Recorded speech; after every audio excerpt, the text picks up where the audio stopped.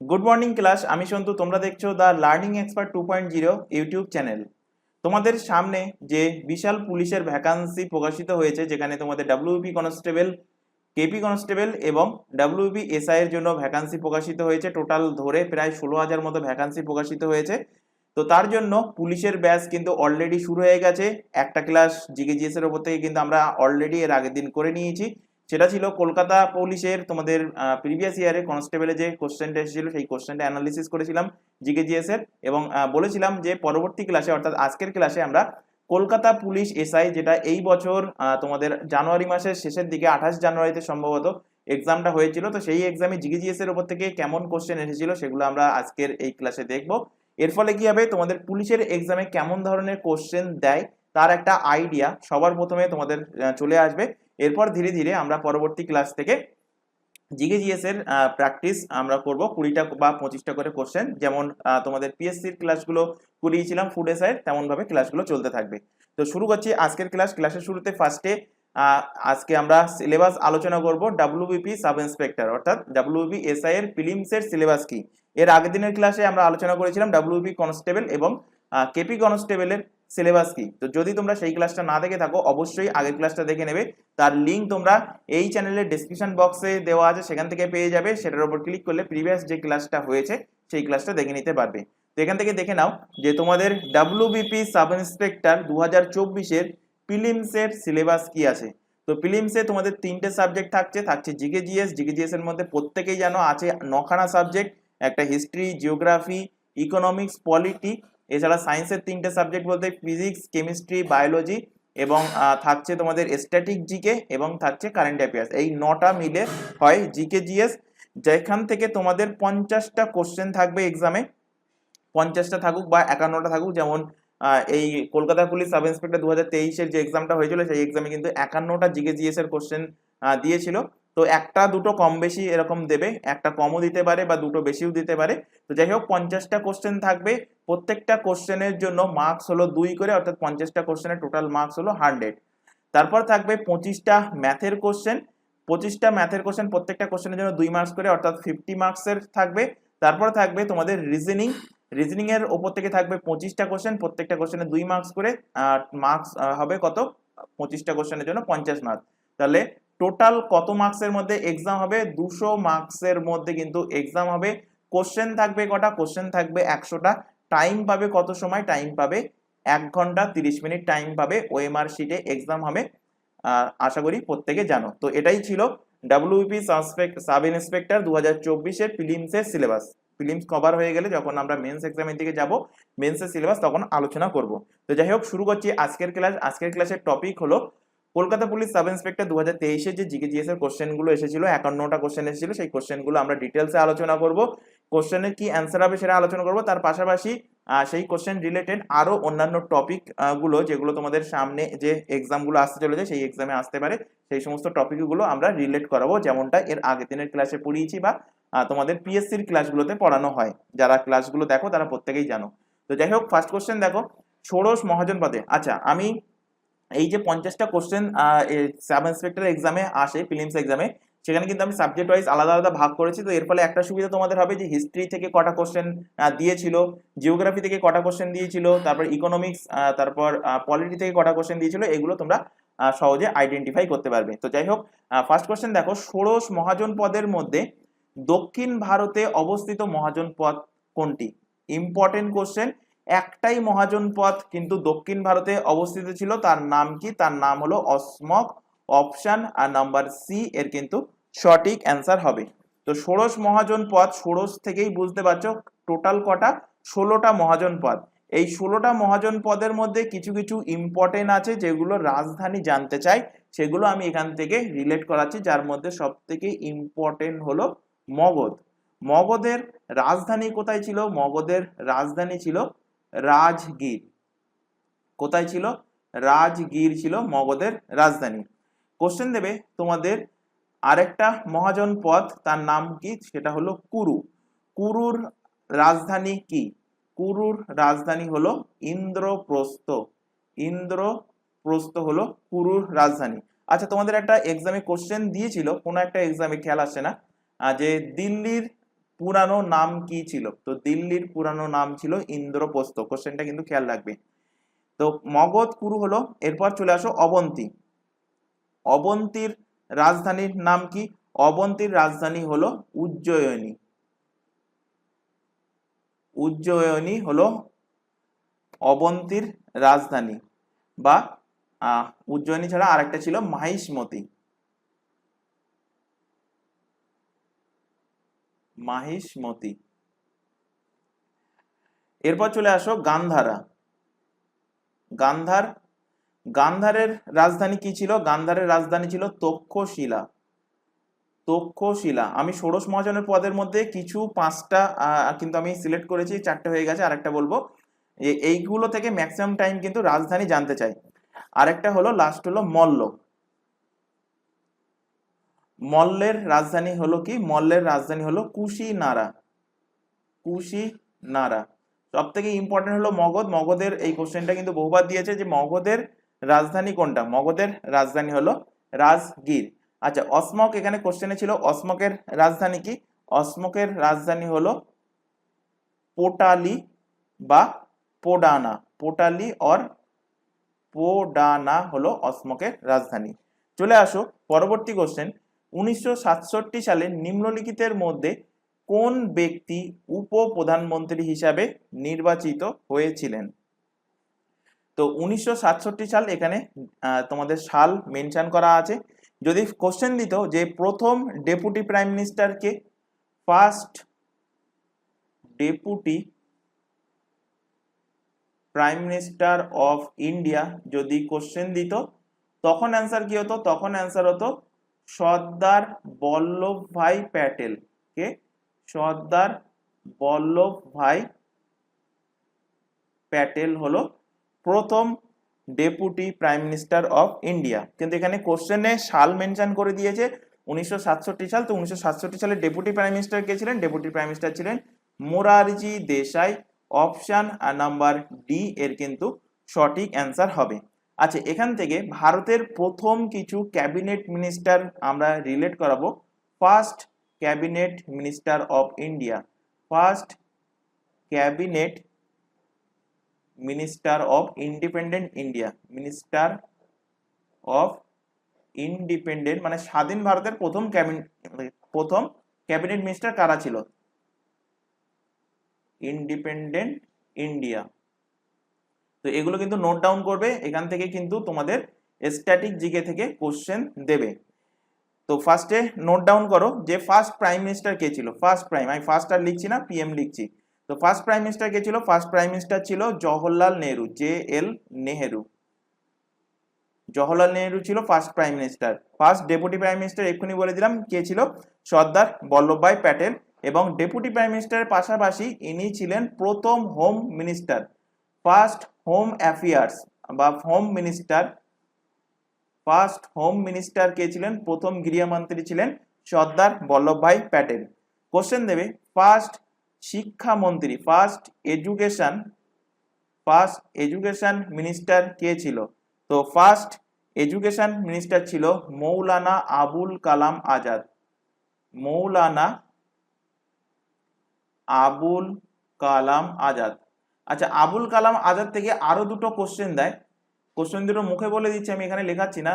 তোমাদের এর আগের যে সমস্ত ক্লাসগুলো করানো হয়েছে, আমি পিএসসির ক্লাসের কথা বলছি, সেখানে বলেছিলাম এই মৌলানা আবুল কালাম আজাদ ইন্ডিয়ান ন্যাশনাল কংগ্রেসের সব থেকে বেশি টাইম ধরে থাকা প্রেসিডেন্ট ছিল। অর্থাৎ 1940 থেকে 1946 সাল পর্যন্ত তিনি লাগাতার ইন্ডিয়ান ন্যাশনাল কংগ্রেসের কিন্তু প্রেসিডেন্ট ছিলেন।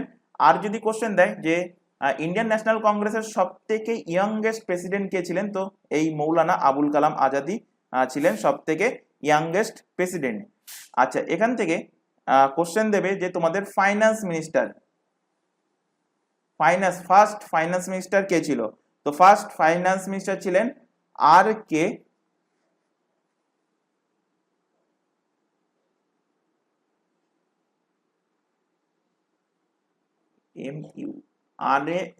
RK শানমুখান ছিলেন first finance minister.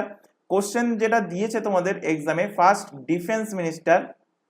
First defence minister কে ছিলেন? ফার্স্ট ডিফেন্স মিনিস্টার ছিলেন সর্দার বলদেব সিং। সর্দার বলদেব সিং। আর সব থেকে ইম্পর্টেন্ট যেটা, ফার্স্ট রেলওয়ে মিনিস্টার কে ছিল? ফার্স্ট রেলওয়ে মিনিস্টার ছিল জন মাথাই ছিল ফার্স্ট রেলওয়ে মিনিস্টার। আর যদি কোশ্চেন দেয় যে ফার্স্ট ল মিনিস্টার কে ছিল, প্রথম আইনমন্ত্রী ছিলেন বি আর আম্বেদকর। ইনি ছিলেন খসড়া কমিটির সভাপতি বি আর আম্বেদকর।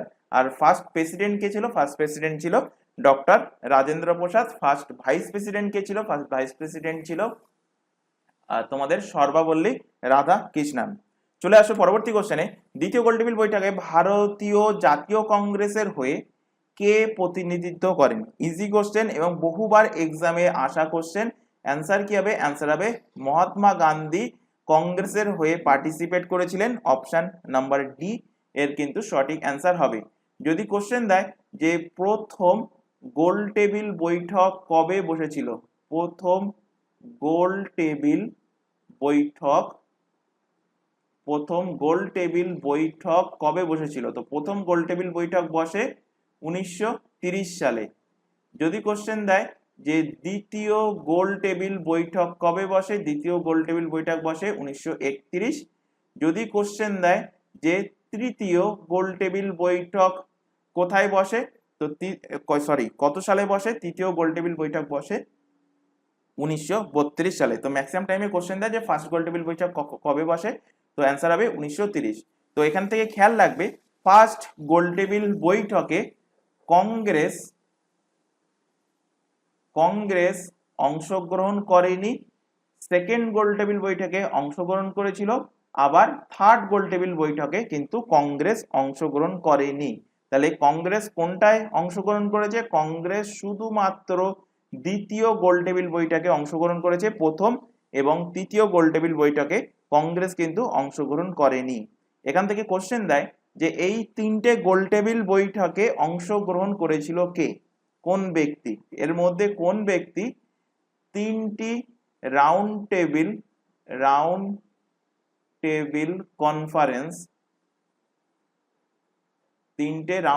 কনফারেন্সে অংশগ্রহণ করেন?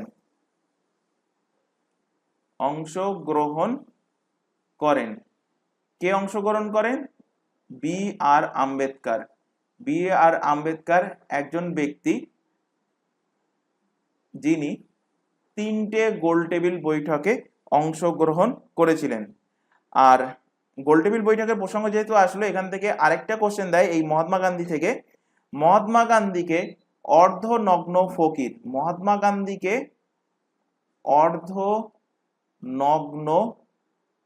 ফকির কে বলেছিলেন এবং কোন গোলটেবিল বৈঠকের সময় বলা হয়েছিল? তো মহাত্মা গান্ধী খাদির কাপড় পরে তিনি গিয়েছিলেন, যেমনটা তোমরা ছবিতে দেখো যে একটা ধুতি মতো পরে খালি গায়ে ঘুরে বেড়ায়। তো সেইটা দেখে তিনি যখন এই দ্বিতীয় গোলটেবিল বৈঠকের জন্য ইংল্যান্ডে গিয়েছিলেন, সেখানকার উইনস্টন চার্চিল এই মহাত্মা গান্ধীকে দেখিয়ে বলেন যে এনাকে অর্ধনগ্ন ফকির বলে আখ্যা দেন। তাহলে মহাত্মা গান্ধীকে অর্ধনগ্ন ফকির বলে আখ্যা দেন কে? Winston Churchill. কোশ্চেনটা কিন্তু এক্সামে দিয়েছিল, খেয়াল রাখবে। আর এখানে এই যে এক্সট্রা ফ্যাক্টগুলো লেখানো হচ্ছে, এগুলো কিন্তু অবশ্যই খাতায় নোট ডাউন করবে, কারণ এগুলো পিডিএফ আকারে তোমরা ডাউনলোড করতে পারবে না। শুধুমাত্র প্রিন্টেড কোশ্চেন অ্যান্সার যেগুলো দেখতে পাচ্ছ সেইগুলোই শুধুমাত্র তোমরা পিডিএফ আকারে ডাউনলোড করতে পারবে। এবং প্রত্যেকেই জানো যে কিভাবে ডাউনলোড করতে হয়। নিচে যে টেলিগ্রাম লিঙ্কটা দেখতে পাচ্ছ, অথবা এই চ্যানেলের ডেসক্রিপশন বক্সটা ফলো করো, তার মধ্যে টেলিগ্রামের লিঙ্কটা প্রোভাইড করাই আছে। তার উপর ক্লিক করলে তোমরা সরাসরি টেলিগ্রাম গ্রুপে জয়েন হতে পারবে এবং সেখান থেকে প্রত্যেকটা ক্লাস যেগুলো হয়ে গেছে বা যেগুলো সামনে হবে বা আজকে যে ক্লাসটা হচ্ছে, প্রত্যেকটা ক্লাসের পিডিএফ তোমরা ডাউনলোড করে নিতে পারবে। চলে আসো পরবর্তী কোশ্চেন। দ্বিতীয় চন্দ্রগুপ্তের রাজত্বকালে কোন চীনা পরিব্রাজক ভারতে আসেন? Important question. তো দ্বিতীয় চন্দ্রগুপ্তের রাজত্বকালে কোন চীনা পরিব্রাজক ভারতে এসেছিলেন? এখানে মনে রাখার আমি সহজ উপায় বলে দিয়েছিলাম। ফাহিয়েন এবং হিউয়েনচাং এই দুজন এরা কিন্তু চীনা পরিব্রাজক।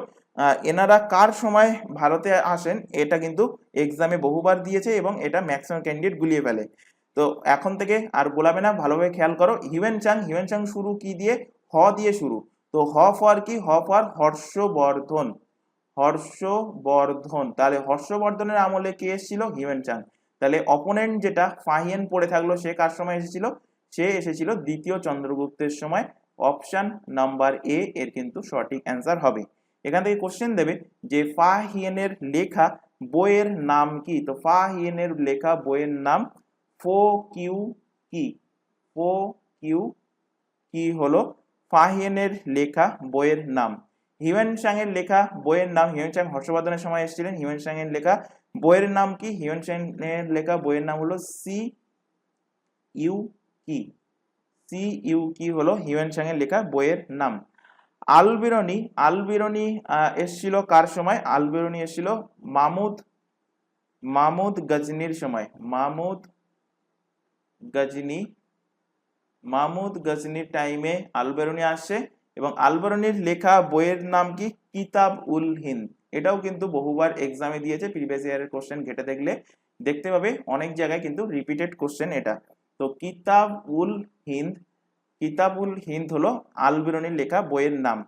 ইবন বতুতার লেখা বইয়ের নাম, এটাও কিন্তু রিসেন্টলি কোন একটা এক্সামে দিয়েছে, আমার খেয়াল আসছে না, কিন্তু ইবন বতুতার বইয়ের নাম কি? বইয়ের নাম হলো রেহেলা। এবং ইবন বতুতা কার সময় ভারতে এসেছেন? তিনি ভারতে এসেছেন মোহাম্মদ বিন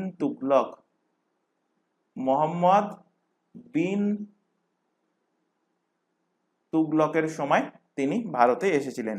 চলে আসো পরবর্তী কোশ্চেনে। এটিলা কোন সম্প্রদায়ের নেতা ছিলেন? তো এটা জাস্ট অনলাইনার ফরম্যাটে মাথায় রাখবে। এটিলা ছিল হুন সম্প্রদায়ের নেতা। অপশন ডি এর সঠিক অ্যান্সার।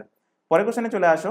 আচ্ছা, এখানে তোমাদের একটা ছোট্ট ইনফরমেশন প্রোভাইড করা আছে। তোমরা প্রত্যেকেই জানো যারা রেগুলার বেসিসে ক্লাস করো। আবারও বলছি, যেহেতু আমাদের প্রত্যেক ক্লাসে নতুন ক্যান্ডিডেট অ্যাড হয়, এখন তোমরা যে ক্লাসটা করছো সেটা পুলিশ স্পেশাল ক্লাস, যার মধ্যে তোমাদের jail police, WP, SI, constable, KP আর কনস্টেবল সমস্ত কিছুই এর মধ্যে কভার করানো হবে।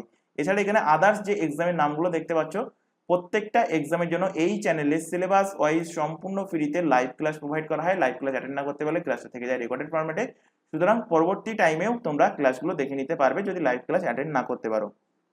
এছাড়া এই প্রত্যেকটা এক্সামের জন্য আমাদের কিন্তু আলাদা আলাদা হোয়াটসঅ্যাপ ব্যাচ বা হোয়াটসঅ্যাপ গ্রুপ ওপেন করা আছে। তো নিচে তোমরা সেই হোয়াটসঅ্যাপ নাম্বারটা দেখতে পাচ্ছ 9933434203। এই হোয়াটসঅ্যাপ গ্রুপ বা ব্যাচে যুক্ত হয়ে থাকার একটাই বেনিফিট, যে কখন কোন ক্লাস হবে, কোন দিন কোন টাইমে কোন ক্লাস হবে, ক্লাসের লিঙ্কগুলো প্রোভাইড করা। এছাড়া এক্সট্রা কোনো ইনফরমেশন থাকলে, এক্সাম ওরিয়েন্টেড কোনো ইনফরমেশন থাকলে বা কোনো নোটিফিকেশন প্রকাশিত হলে, অ্যাডমিট কার্ড প্রকাশিত হলে সবকিছুই তোমাদের এই হোয়াটসঅ্যাপ ব্যাচ বা গ্রুপে জানিয়ে দেওয়া হয়। তাই প্রত্যেককে বলছি এই হোয়াটসঅ্যাপ নাম্বারে আমাদেরকে ইনফর্ম করো, তাহলে তোমাদেরকে নির্দিষ্ট ব্যাচে অ্যাড করে নেওয়া হবে। এছাড়া এখানে আরো একটা ইনফরমেশন দেওয়ার আছে। তোমরা এখন যে চ্যানেলটাতে ক্লাসটা দেখছো তার নাম হলো দা লার্নিং এক্সপার্ট 2.0। এই চ্যানেলেই প্রত্যেকটা এক্সামের জন্য, যে এক্সামের নামগুলো তোমরা দেখলে, প্রত্যেকটা এক্সামের জন্য GK, GS, current affairs, reasoning, English, এই ক্লাসগুলো সম্পূর্ণ ফ্রিতে পেয়ে যাবে এই চ্যানেলে। এছাড়া প্রত্যেকটা এক্সামের জন্য ম্যাথের ক্লাসটা তোমরা পাবে ম্যাথস বাই সন্তু স্যার এই ইউটিউব চ্যানেলে। তাই প্রত্যেককে বলছি এই চ্যানেল দুটোকে সাবস্ক্রাইব করো এবং রেগুলার বেসিসে এই চ্যানেল দুটো থেকে তোমাদের সামনে যে এক্সামের জন্য তোমরা টার্গেট নিতে চাও, প্রিপারেশন নিতে চাও, তো প্রিপারেশনটা এই দুটো চ্যানেল থেকে নেওয়া শুরু করো। তো চলে আসো পরবর্তী কোশ্চেন। শিবাজি মোগলদের সাথে কোন সন্ধি স্বাক্ষর করতে বাধ্য হয়েছিলেন? তো শিবাজি বাধ্য হয়েছিলেন পুরন্দরের সন্ধি। পুরন্দরের সন্ধি কোশ্চেন দিতে পারে যে কত সালে হয়েছিল পুরন্দরের সন্ধি। তো পুরন্দরের সন্ধি হয়েছিল 1665 সালে। 1665 সালে শিবাজি এবং মুঘল কমান্ডার কে ছিলেন? মুঘল কমান্ডার ছিলেন, মুঘলদের কমান্ডার ছিলেন কে? তার নাম জয় সিং। তো এই জয় সিং আর এই শিবাজির মধ্যে এই সন্ধিটা হয়েছিল, তার নাম কি? পুরন্দরের সন্ধি। কবে হয়েছিল? 1665 সালে। পরের কোশ্চেনে চলে আসো। ইলবার্ট বিল কোন বিষয়ের সঙ্গে সম্পর্কিত ছিল? শিক্ষা, বিচার ব্যবস্থা, আইনসভা এবং সংবাদপত্রের স্বাধীনতা। তো ইলবার্ট বিল এটা ছিল বিচার ব্যবস্থা, অর্থাৎ জুডিশিয়ারির সাথে সম্পর্কিত ছিল। অপশন নাম্বার বি এর কিন্তু সঠিক অ্যান্সার হবে। তো কি ছিল ইলবার্ট বিল একটুখানি ডিসকাস করছি। তো লর্ড রিপনের আগে কোনো ভারতীয়, মানে লর্ড রিপন তখন ভাইসরয় ছিল, সেই লর্ড রিপনের আগে এর আগে পর্যন্ত, মানে তিনি ভাইসরয় হয়ে আসার আগে পর্যন্ত যারা ভাইসরয় ছিলেন সেই আমল পর্যন্ত কোনো একটা ভারতীয় জাজ, ভারতীয় বিচারক কোনো একটা অভিযুক্ত ইংরেজের বিচার করতে পারত না। তো এই বৈষম্যটা দূর করার জন্য এই লর্ড রিপন যখন ভাইসরয় হয়ে আসে, তার পরামর্শে তারই একজন আইন সচিব, তার নাম হলো ইলবার্ট, তিনি একটা বিলের খসড়া তৈরি করেন এবং এই খসড়া বিলটা কি হয়, এই খসড়া বিলে বলা হয় ভারতীয় বিচারকরাও যে সমস্ত অভিযুক্ত ইংরেজরা আছে, মানে ইংরেজদের মধ্যে যারা ক্রাইম করেছে তাদেরও বিচার করতে পারবে একজন ভারতীয় বিচারক। তাই এই বিলটা যেহেতু ইলবার্ট নামক সচিব এই খসড়াটা তৈরি করেছেন, তার নাম অনুসারে বিলটার নাম রাখা হয় ইলবার্ট বিল। এবং এই ইলবার্ট বিল কোশ্চেন দেবে কবে লাগু হয়েছিল, খেয়াল রাখবে 1883 সালে। ভাইসরয় কে ছিল, এক্ষুনি কি বললাম, ভাইসরয় ছিল লর্ড রিপন। কে ছিল? লর্ড রিপন ছিল ভাইসরয়। চলে আসো পরবর্তী কোশ্চেনে। ক্রিপস মিশন কত সালে ভারতবর্ষে এসেছিলেন? তো ক্রিপস মিশন ভারতে এসেছিল কবে? 1942 সালে। অপশন নাম্বার সি এর কিন্তু সঠিক অ্যান্সার হবে। তো 1942 সালে এক্সাক্ট ডেটও মনে রাখতে পারো। কবে এসেছিল? 22 মার্চ 1942 সালে ক্রিপস মিশন ভারতে আসেন। এবং ভারতে তিনি যখন এসেছিলেন, এখান থেকে আরেকটা কোশ্চেন তোমাদের এক্সামে দেয়, ক্রিপস মিশন যখন ভারতে এসেছিল তখন ভারতের ভাইসরয় কে ছিলেন? তো ক্রিপস মিশন যখন ভারতে আসে তখন ভারতের ভাইসরয় ছিলেন লিনলিথ গো। লিনলিথ গো ছিলেন ভারতের ভাইসরয়। চলে আসো পরবর্তী কোশ্চেন। সত্যশোধক সমাজকে প্রতিষ্ঠা করেছিলেন কে? সত্যশোধক সমাজ কে প্রতিষ্ঠা করেছিলেন? গোপালকৃষ্ণ গোখলে, দাদা ভাই নরৌজি, আচ্ছা এখানে একটুখানি টাইপিং মিস্টেক আছে, দাদা ভাই নরৌজি, লালা হরদয়াল না জ্যোতিবা ফুলে? তো সত্যশোধক সমাজ প্রতিষ্ঠা করেছিলেন জ্যোতিবা ফুলে। তো এই কোশ্চেনে, এই কেপি এসআই এর যে কোশ্চেন, এই কোশ্চেনে দুটো এরকম সমাজ থেকে কোশ্চেন দিয়েছিল এবং এক্সামের আগে কিন্তু আমি পড়িয়েছিলাম, যারা এক্সামে মানে আমার ক্লাস করে এক্সামে গিয়েছে তাদের তাদের মধ্যে ম্যাক্সিমামের থেকে আমরা জানতে পেরেছি 50টার মধ্যে তারা 35 কোশ্চেন কিন্তু আমাদের এই ক্লাস থেকেই কমন পেয়েছিল। তো যাই হোক, এখানে রিলেট করাচ্ছি, সত্যশোধক সমাজ হয়ে গেল জ্যোতিবা ফুলে। তিনটে সমাজ আরো মনে রাখতে হবে, একটা হলো আর্য সমাজ, আর্য সমাজ, ব্রহ্ম সমাজ, ব্রহ্ম সমাজ, আর একটা হলো প্রার্থনা সমাজ, প্রার্থনা সমাজ। এই তিনটে সমাজ কে প্রতিষ্ঠা করেছিলেন? বহুবার এখান থেকে রিপিট হয়। তো আর্য সমাজ প্রতিষ্ঠা করেছিলেন কে? দয়ানন্দ সরস্বতী, দয়ানন্দ সরস্বতী।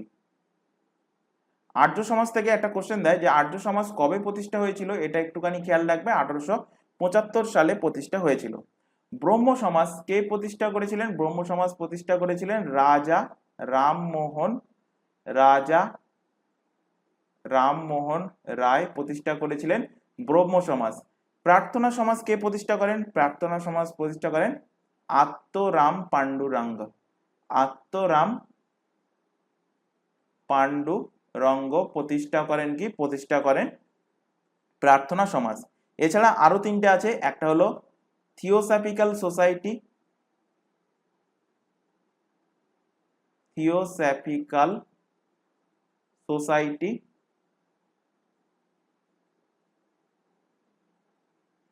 একটা আছে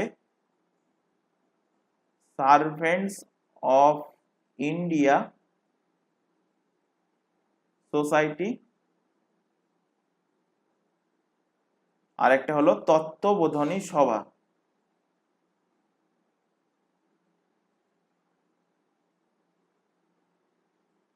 তত্ত্ববোধনী সভা। তো থিওসফিক্যাল সোসাইটি প্রতিষ্ঠা করেন কে? হেলেনা, হেলেনা, এইটুকু নাম মাথায় রাখবে, পুরো নাম মনে রাখার দরকার নেই, হেলেনা ব্লাভাটস্কি, হেলেনা ব্লাভাটস্কি। তো শুধু হেলেনা মাথায় রাখবে, হেলেনা প্রতিষ্ঠা করেছিল কি? Theosophical society. Servants of India society প্রতিষ্ঠা করেন কে? প্রতিষ্ঠা করেন গোপাল কৃষ্ণা, গোপাল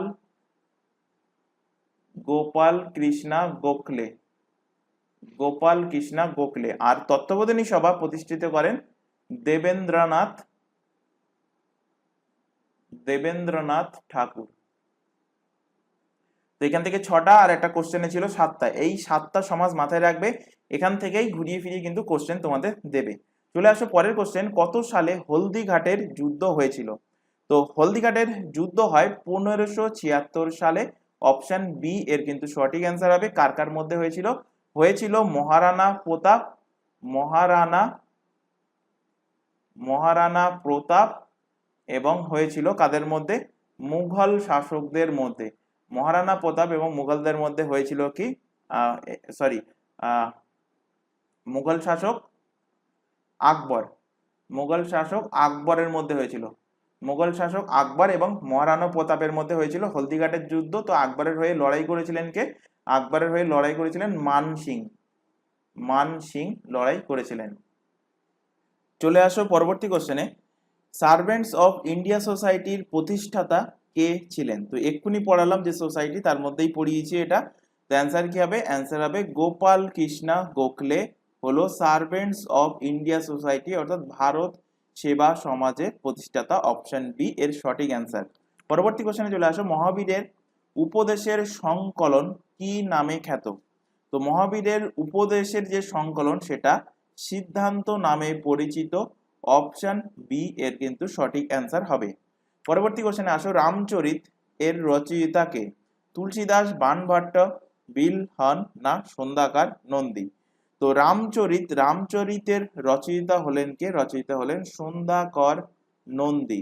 অপশন ডি এর সঠিক অ্যান্সার হবে। এখান থেকে ম্যাক্সিমাম ক্যান্ডিডেট কনফিউজ হয় কোথায়? কনফিউজ হয় রামচরিত মানস। তো রামচরিত আর রামচরিত মানস এই দুটো কিন্তু তোমাদের স্পেসিফিক ভাবে মনে রাখতে হবে। তো রামচরিত মানস কে লিখেছেন? রামচরিত মানস লিখেছেন তুলসী দাস। আর শুধু রামচরিত সেটা কে লিখেছেন? সেটা লিখেছেন সন্ধ্যাকার নন্দী। এই কোশ্চেনটা কিন্তু এখান থেকে খেয়াল রাখবে। বিলহন থেকে রিলেট করো, বিলহনের ফেমাস বুক কোনটা সেটা কিন্তু এক্সামে কোশ্চেন দেয়। বিলহনের লেখা বই কোনটি? তো সেটা হলো বিক্রমাঙ্ক দেব।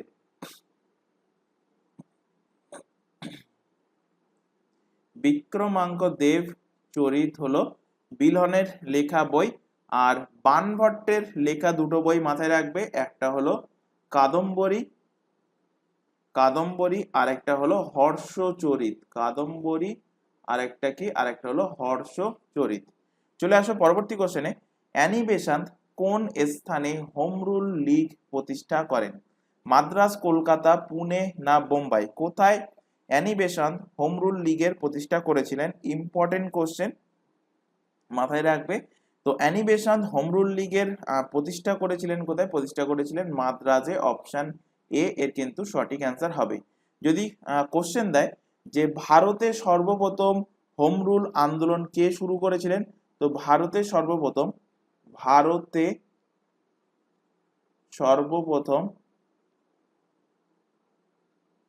হোম রুল আন্দোলন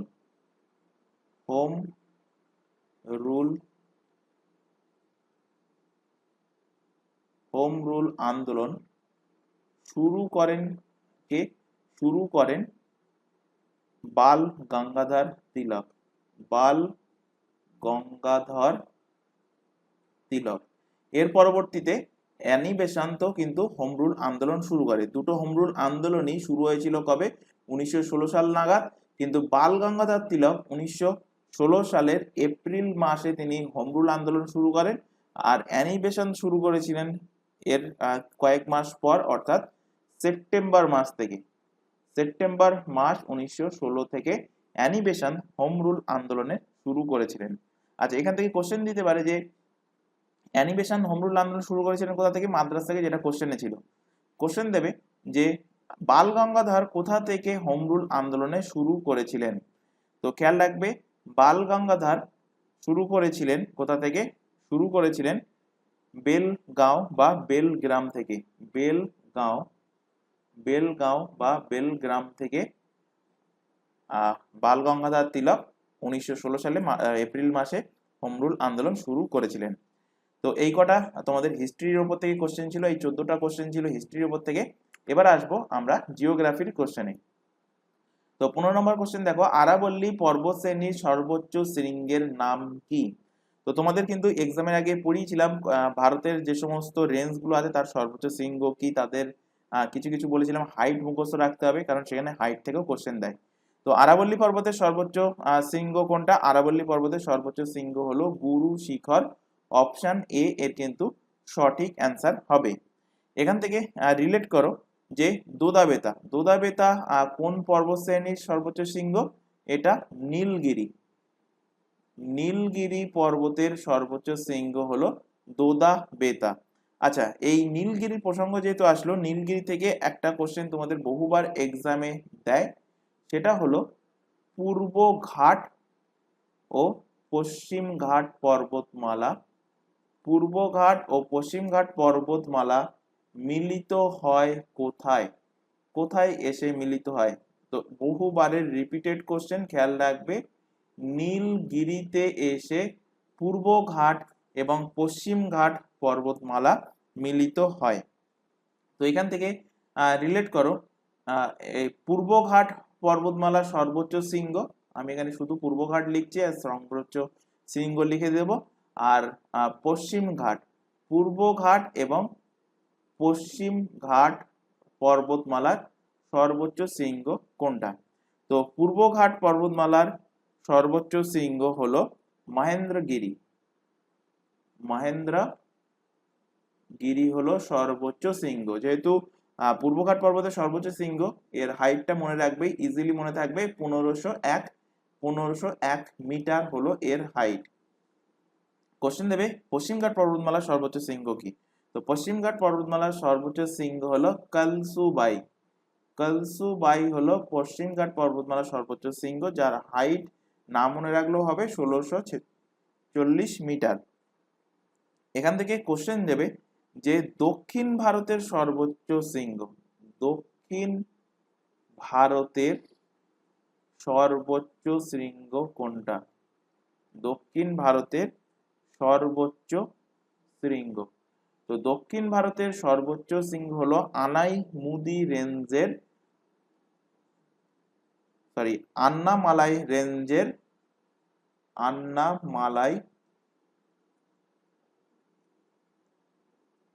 আন্নামালাই রেঞ্জের আনাইমুদি। আন্নামালাই রেঞ্জের আনাইমুদি হলো সর্বোচ্চ শৃঙ্গ, যার হাইট 2695 মিটার হলো এর হাইট। আচ্ছা, এখান থেকে তোমাদের কোশ্চেন দিতে পারে যে ভারতের সর্বোচ্চ শৃঙ্গ কোনটি? ভারতের সর্বোচ্চ শৃঙ্গ, তো ভারতের সর্বোচ্চ শৃঙ্গ হলো কাঞ্চনজঙ্ঘা। কাঞ্চনজঙ্ঘা হলো ভারতের সর্বোচ্চ শৃঙ্গ। যদি কোশ্চেন দেয় যে অখণ্ড ভারতের সর্বোচ্চ শৃঙ্গ কোনটা, তখন অ্যান্সার হয়ে যাবে K2 অর্থাৎ গডি নস্টিন। অখণ্ড ভারত কেন বলছি? কারণ K2 বা গডি নস্টিন পাক অকুপাইড কাশ্মীরে অবস্থিত। যেদিন আমরা পাক অকুপাইড কাশ্মীরকে আবার রিক্যাপচার করতে পারবো, সেদিন থেকে আমরা বলবো ভারতের সর্বোচ্চ শৃঙ্গ হলো K2 বা গডি নস্টিন। তো খেয়াল রাখবে, কোশ্চেন এইভাবে ঘুরিয়ে দেবে যে অখণ্ড ভারতের সর্বোচ্চ শৃঙ্গ। অখণ্ড ভারত বলতে কি, অখণ্ড ভারতে আগে পাকিস্তান, আফগানিস্তান, এদিকে বাংলাদেশ, মায়ানমার সবকিছুই কিন্তু আগে ভারতের সাথে অ্যাটাচ ছিল, অখণ্ড ভারতের ম্যাপ যদি তোমরা দেখে থাকো। তো যাই হোক, ভারতের সর্বোচ্চ শৃঙ্গ এখন বর্তমানে কোনটা? সেটা হলো কাঞ্চনজঙ্ঘা। এর হাইট তোমাদের মনে রাখতে হবে, যেহেতু ভারতের সর্বোচ্চ শৃঙ্গ। কিভাবে মনে রাখতে বলেছিলাম? 85-86 মিটার, এইভাবে মনে রাখবে, তাহলে ইজিলি মনে থাকবে। তো ভারতের সর্বোচ্চ শৃঙ্গ যেহেতু এখান থেকে করলাম, এখান থেকে আরো দুটো কোশ্চেন তোমাদের খেয়াল রাখতে হবে। যদি কোশ্চেন দেয় যে পৃথিবীর সর্বোচ্চ শৃঙ্গ, কোশ্চেন যদি দেয় পৃথিবীর সর্বোচ্চ শৃঙ্গ কোনটি, তো আশা করি প্রত্যেকেই জানো মাউন্ট এভারেস্ট হলো পৃথিবীর সর্বোচ্চ শৃঙ্গ। এর হাইট হলো 8848.86 মিটার। এক্সাক্ট হাইট কিন্তু মুখস্থ রাখতে হবে, যেহেতু পৃথিবীর সর্বোচ্চ শৃঙ্গ। আর এই মাউন্ট এভারেস্ট কোথায় অবস্থিত, কোন দেশে অবস্থিত? নেপালে অবস্থিত। এর নেপালের নাম কি? মাউন্ট এভারেস্টের নেপালের নাম কিন্তু আলাদা। নেপালের নাম কি? নেপালের নাম হলো সাগর মাথা, হলো এর নেপালের নাম। তো ভারত হলো, পৃথিবী হলো, তাহলে এর সাথে পশ্চিমবঙ্গটাও রিলেট করে নাও। ওয়েস্ট বেঙ্গলের সর্বোচ্চ শৃঙ্গ কোনটা এবং এর হাইটটাও মুখস্থ রাখতে হবে। ওয়েস্ট বেঙ্গলের সর্বোচ্চ শৃঙ্গ বহুবার এক্সামে কোশ্চেন দিয়েছে, বিশেষ করে ওয়েস্ট বেঙ্গলের এক্সামগুলোতে। তো অ্যান্সার হবে সান্দাকফু। সান্দাকফু হলো এর সর্বোচ্চ শৃঙ্গ। এর হাইট কিভাবে মনে রাখবে? 36 মিটার হলো এর হাইট। চলে আসো পরবর্তী কোশ্চেন। কানহা ন্যাশনাল পার্ক কোন রাজ্যে অবস্থিত? তো বহুবার পড়ানো কোশ্চেন, অ্যান্সার হবে মধ্যপ্রদেশের ন্যাশনাল পার্ক হলো কি কানহা ন্যাশনাল পার্ক। কানহা ছাড়া মধ্যপ্রদেশের আরো কয়েকটা ন্যাশনাল পার্ক আছে, সেগুলোও কিন্তু মনে রাখতে হবে, সেখান থেকেও কিন্তু এক্সামে কোশ্চেন দেবে। যেমন তার মধ্যে ফার্স্ট হলো বান্ধবগড়, বান্ধবগড়, পান্না, সাতপুরা, পেঞ্চ, বানবিহার অ্যান্ড কুনো ন্যাশনাল পার্ক। এই সব কিছু ন্যাশনাল পার্কই অবস্থিত কোথায়? মধ্যপ্রদেশে অবস্থিত। বাকিগুলো আমি ন্যাশনাল পার্কের সাথে রিলেট করিয়ে দিচ্ছি। কর্ণাটকের থেকে যেটা মনে রাখবে, কর্ণাটকে Bandipur national park, Bandipur national park কোথায়? কর্ণাটকে অবস্থিত। রাজস্থান থেকে মাথায় রাখো রণথাম্বর,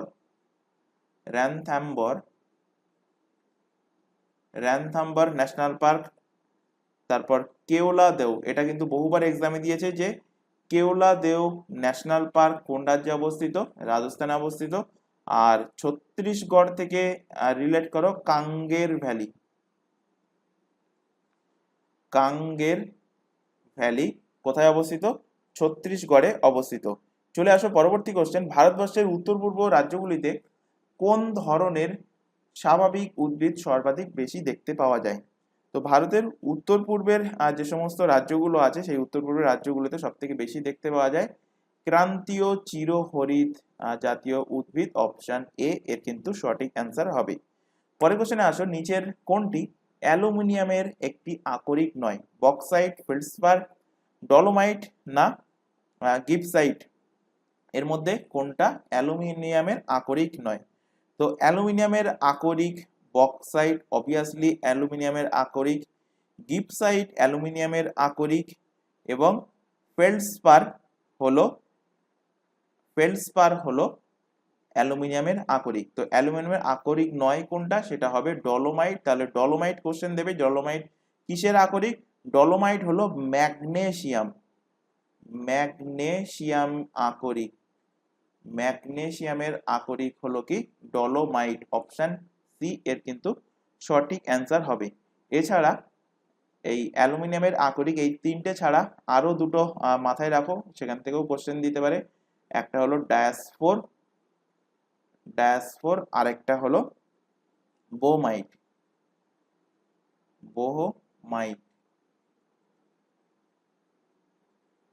বোমাইট অ্যান্ড ডায়াসফোর হলো বোমাইট, ডায়াসফোর, বক্সাইট, ফেল্ডস্পার, গিবসাইট প্রত্যেকটাই কি অ্যালুমিনিয়ামের আকরিক। পরের কোশ্চেনে চলে আসো। বায়লাডিলা লৌহ আকরিক খনিটি কোন রাজ্যে অবস্থিত?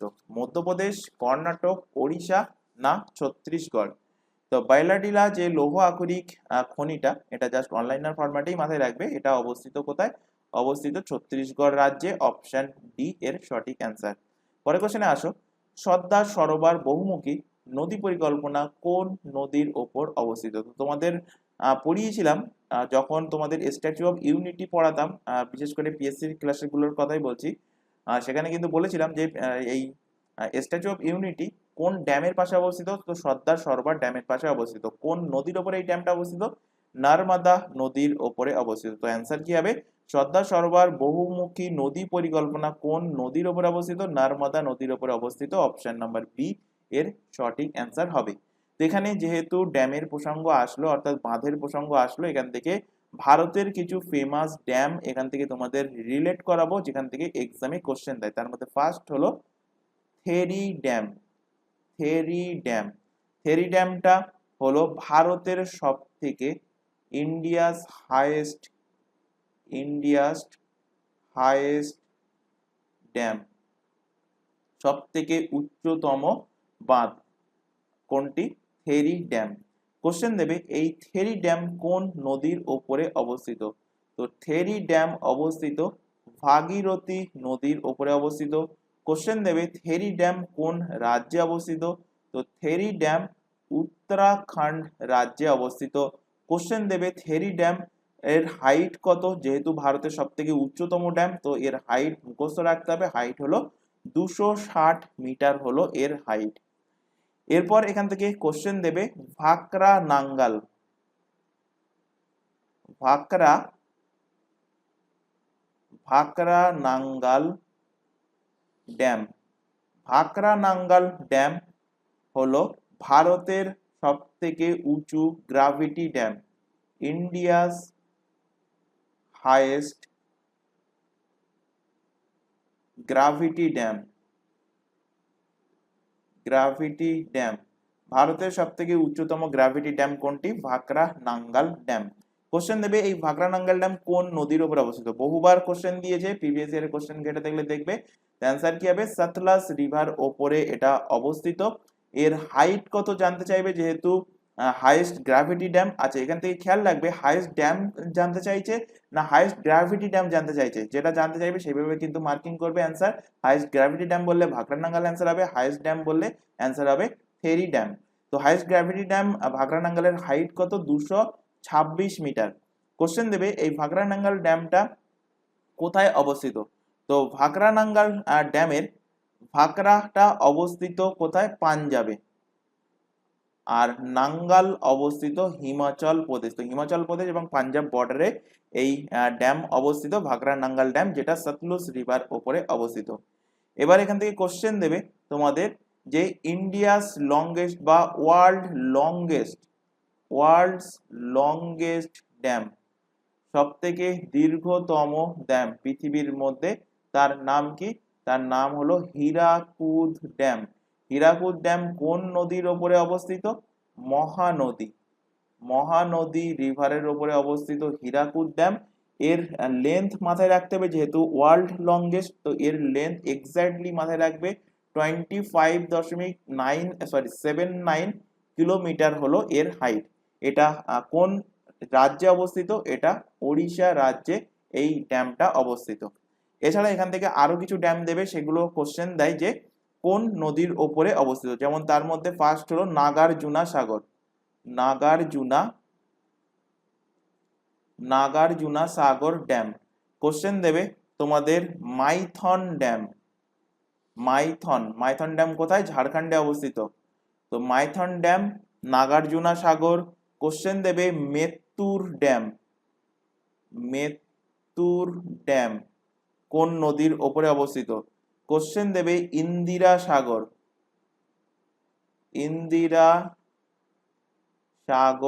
ড্যাম কোন নদীর ওপরে অবস্থিত। তো নাগার্জুনা সাগর ড্যাম এটা অবস্থিত কৃষ্ণা রিভারের ওপরে, কৃষ্ণা নদীর ওপরে এটা অবস্থিত। মাইথন ড্যাম এটা কিন্তু বহুবার কোশ্চেন দিয়েছে, এটা কোন নদীর ওপর অবস্থিত, তো এটা অবস্থিত বারাকার রিভারের ওপরে অবস্থিত। এবং মাইথন ড্যামটা কোন স্টেটের মধ্যে পড়ে, তো এটা ঝাড়খণ্ডের মধ্যে পড়ে, ঝাড়খণ্ড। কোশ্চেন দেবে মেত্তুর ড্যাম কোন নদীর ওপরে অবস্থিত, বহুবার কোশ্চেন দিয়েছে। মেত্তুর ড্যাম কাবেরী রিভারের ওপরে অবস্থিত, কাবেরী নদীর ওপরে অবস্থিত। এবং এটা মেত্তুর ড্যামটা কোন রাজ্যের মধ্যে পড়বে, তামিলনাড়ু রাজ্যের মধ্যে পড়বে। আর ইন্দিরা সাগর ড্যাম এটা অবস্থিত নর্মদা নদীর ওপরে। তাহলে নর্মদা থেকে তাহলে দুটো ড্যাম মাথায় রাখতে হবে নর্মদা নদীর উপরে, একটা হলো ইন্দিরা সাগর আর একটা হলো কোশ্চেনে যেটা ছিল সর্দার সরোবর ড্যাম। তো নর্মদার উপরে ইন্দিরা সাগর ড্যামটা এটা কোন রাজ্যের উপরে অবস্থিত, মধ্যপ্রদেশের উপরে অবস্থিত। আচ্ছা এখানে ভারতের সব থেকে হাইয়েস্ট, তারপর ভারতের হাইয়েস্ট গ্র্যাভিটি আর ওয়ার্ল্ড লংগেস্ট ড্যাম, এই তিনটে করালাম। তো এখান থেকে কোশ্চেন দিতে পারে আরেকটা যে ওল্ডেস্ট ড্যাম, ভারতের সব থেকে পুরানো dam, oldest dam of India, ভারতের সব থেকে পুরানো বাঁধের নাম কি, তো পুরানো বাঁধের নাম হলো কাল্লানাই ড্যাম। এই কাল্লানাই ড্যামটা কোন নদীর ওপরে অবস্থিত, তো এটা কাবেরী নদীর ওপরে, কাবেরী রিভারের ওপরে কাল্লানাই ড্যামটা অবস্থিত, যেটা ভারতের সব থেকে পুরানোতম ড্যাম। চলে আসো পরের কোশ্চেন, নিচের কোনটি উপকূল ভাগের শীতকালীন বৃষ্টিপাত দেখতে পাওয়া যায়? কোঙ্কন, গুজরাট, করমন্ডল না মালাবার? তো ভারতের ম্যাপটা এখানে আঁকছি, রাফলি আঁকছি, একটুখানি এখান থেকে বুঝে নাও যে শীতকালীন বৃষ্টিপাত কোন জায়গাটায় হয় অ্যাকচুয়ালি। তো এখানে যদি কোশ্চেন দিত যে গ্রীষ্মকালীন বা প্রথম মৌসুমী বায়ুর দ্বারা কোথায় সর্বপ্রথম বৃষ্টিপাত হয়, তো এখানে আছে কি কেরালা রাজ্য, সর্বপ্রথম দক্ষিণ পশ্চিম মৌসুমী বায়ু এসে কেরালা রাজ্যে হিট করে সর্বপ্রথম ভারতে বৃষ্টিপাত মৌসুমী বায়ুর দ্বারা হয় কোথায়? কেরালা রাজ্যে। এবার এই মৌসুমী বায়ু এদিকে গেল, ভারতে এইভাবে প্রবেশ করে মৌসুমী নরমে লাস্টে বৃষ্টি হওয়ার পরে মৌসুমী বায়ু বেরিয়ে যায়। তারপর শীতকালে পশ্চিমী ঝঞ্ঝাটা আসে এই দিক থেকে এসে এখান থেকে ভারতের পাঞ্জাব এরিয়াতে হিট করে এই বায়ুটা ঘুরে এখান থেকে আসার সময় এই ওড়িশার উপকূল দিয়ে যখন আসবে বঙ্গোপসাগরের ওপর দিয়ে আসার সময় এই বায়ুতে অ্যাকচুয়ালি কিন্তু জলীয় বাষ্প থাকে না, কারণ পাঞ্জাবের দিকে যখন বৃষ্টিপাত ঘটিয়ে দেয় এই বায়ু ধীরে ধীরে শুষ্ক হয়ে যায়। তারপর যখন আবার ঘুরে নিচের দিক দিয়ে আসে তখন এই উড়িষ্যার উপকূলে, তারপর অন্ধ্রপ্রদেশের উপকূলে বঙ্গোপসাগর থেকে জলীয় বাষ্প কালেক্ট করে এসে এই যে উপকূলটা আমি এখন এখানে দেখো মার্কিং করছি কালো দিয়ে, এই যে উপকূলটা, এই উপকূলে কিন্তু প্রচুর বৃষ্টিপাত ঘটায় শীতকালে। তো এই উপকূলটার নাম কি? এই উপকূলটার নাম হলো করমণ্ডল। ম্যাক্সিমাম ক্যান্ডিডেট গুলিয়ে ফেলে কোনটা করমণ্ডল আর কোনটা মালাবার। তো মনে রাখার একটা সহজ পদ্ধতি আমি বলে দিচ্ছি, আশা করি প্রত্যেকেরই মনে থাকবে। তো এটা হলো করমণ্ডল উপকূল আর এটা হলো মালাবার উপকূল। ম্যাক্সিমাম ক্যান্ডিডেট কিন্তু গুলিয়ে ফেলে। তো আজ থেকে আর গোলাবে না। কিভাবে গোলাবে না সেটা বলছি। ওয়েস্ট বেঙ্গলের হাওড়া স্টেশন থেকে একটা ট্রেন ছাড়ে করমণ্ডল এক্সপ্রেস, যেটা উড়িষ্যার বালাসোরে কিছুদিন আগে কিন্তু অ্যাক্সিডেন্ট করেছিল। আশা করি এই নিউজটা প্রত্যেকে জানো যে করমণ্ডল এক্সপ্রেস লাইনচ্যুত হয়ে গেছিল। সে তাদের গাফিলতির কারণে হোক, যে কারণে হোক, সেটা মনে রাখার দরকার নেই। করমণ্ডল এক্সপ্রেস লাইনচ্যুত হয়ে গিয়েছিল। তো করমণ্ডল এক্সপ্রেস যদি লাইনচ্যুত না হতো তাহলে এই পশ্চিমবঙ্গ থেকে এখান থেকে এসে এই উপকূল বরাবর এখানে তামিলনাড়ুতে এই ট্রেনটা আসতো। অর্থাৎ এই সাইডের যে উপকূল, সেই উপকূলকে আমি কি বলবো করমণ্ডল উপকূল, আর অপোনেন্টটাকে কি বলবো, মানে অপর সাইডে যেটা আছে সেটাকে বলবো মালাবার উপকূল। তো আশা করি যে ট্রিক্সটা শেখালাম সেটা তোমাদের ইজিলি মনে থাকবে এবং এক্সাম হলে গিয়ে জিনিসটা আর গোলাবে না। তো অ্যান্সার কি হবে? অ্যান্সার হবে 21 সি, করমণ্ডল উপকূলে শীতকালীন বৃষ্টিপাত বেশি দেখতে পাওয়া যায়। একইভাবে কোশ্চেন যদি দিত, যেটা একটু আগে বললাম যে তোমাদের দক্ষিণ পশ্চিম মৌসুমী বায়ু যখন আসে, সেই আসার সময় সর্বপ্রথম কোন উপকূলে বৃষ্টিপাত ঘটায়, তখন অ্যান্সার হয়ে যেত কি? তখন অ্যান্সার হয়ে যেত মালাবার উপকূল। চলে আসো পরবর্তী কোশ্চেন, কফি চাষের জন্য নিম্নলিখিত কোন মৃত্তিকা সর্বোৎকৃষ্ট? তো কফি চাষের জন্য সব থেকে বেস্ট মাটি যেটা সেটা হলো কি? সেটা হলো ল্যাটেরাইট মৃত্তিকা। অপশন নাম্বার ডি এর কিন্তু সঠিক অ্যান্সার হবে। চলে আসো পরবর্তী কোশ্চেনে, দারিংবাড়ি যে পর্যটন স্থলটা এটা কোন রাজ্যে অবস্থিত? তো দারিংবাড়ি এই যে পর্যটন স্থলটা এটা আমাদের পশ্চিমবঙ্গেরই প্রতিবেশী রাজ্য উড়িষ্যাতে অবস্থিত। অপশন নাম্বার ডি এটা একটা কিন্তু পর্যটন স্থল, অপশন ডি এর সঠিক অ্যান্সার। চলে আসো পরবর্তী কোশ্চেনে, নালিক্ষয় কোন প্রাকৃতিক শক্তির দ্বারা সংগঠিত একটা ক্ষয়কার্যের উদাহরণ? জল প্রবাহ, বায়ু প্রবাহ, সূর্যের উত্তাপ না হিমবাহ? তো সাধারণ কনসেপ্ট থাকলেই, সাধারণ কমন সেন্স থাকলেই অ্যান্সার করতে পারবে। বায়ু প্রবাহের দ্বারা নালিক্ষয় হয় না, সূর্যের উত্তাপ দ্বারাও হয় না, হিমবাহের দ্বারাও কিন্তু হবে না।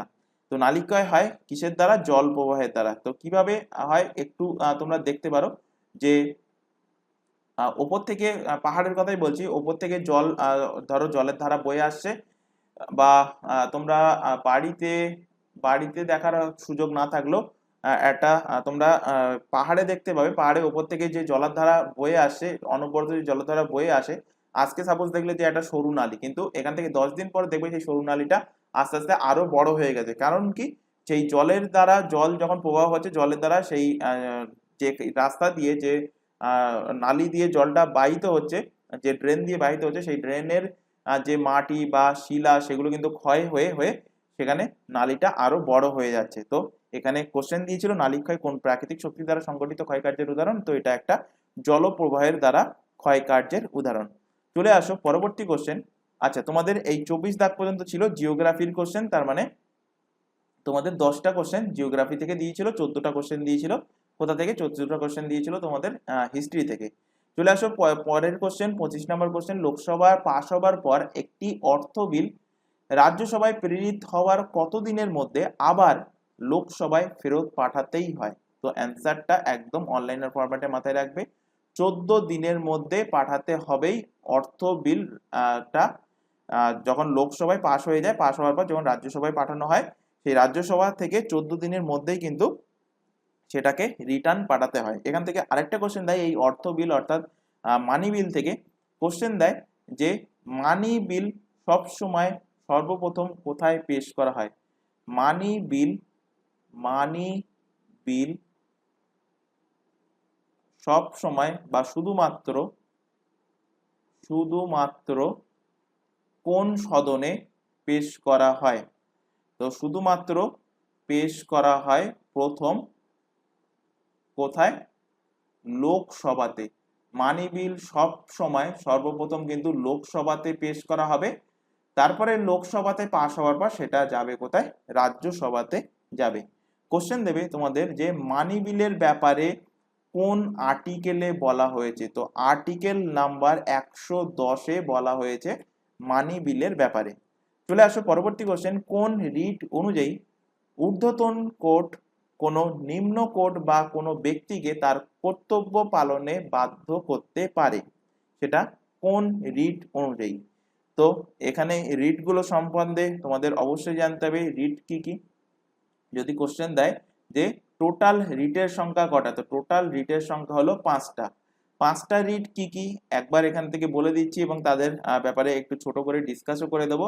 ফার্স্ট হলো হেভিয়াস কর্পাস, ফার্স্ট সেকেন্ড বলে কিছু নেই, আমি ফার্স্ট এমনি বলছি, মানে প্রথমটা হলো হেভিয়াস কর্পাস।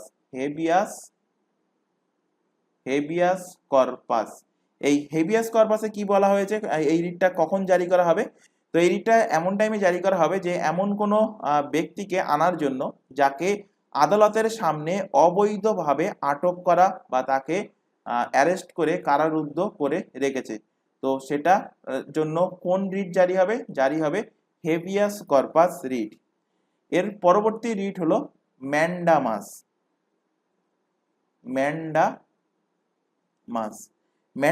রিট। এই রিটে কি বলা হয়েছে? এই রিট একটা সরকারি কর্মকর্তা বা সরকারি কোনো কর্তৃপক্ষ এমন একটা দায়িত্ব পালন করতে বাধ্য করার জন্য ব্যবহৃত হয় যা তারা আইনতভাবে পালন করতে বাধ্য। তো এটি এই একটা উদ্দেশ্যেই এই রিটটা পালন করা হয়, যে কোনো পাবলিক সংস্থা বা একটা কর্পোরেশন বা একটি নিম্ন আদালত বা ট্রাইব্যুনাল বা সরকারের বিরুদ্ধে এই যে ম্যান্ডামাস যে রিটটা, এই ম্যান্ডামাস রিটটা কিন্তু আদালত জারি করতে পারে। পরবর্তী রিট হলো প্রোহিবিশন।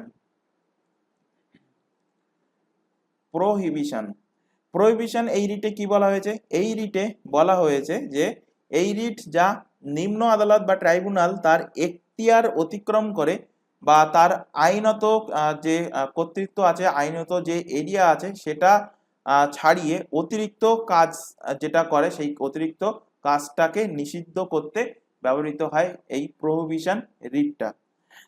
এর পরবর্তী রিট হলো সার্টিওরি।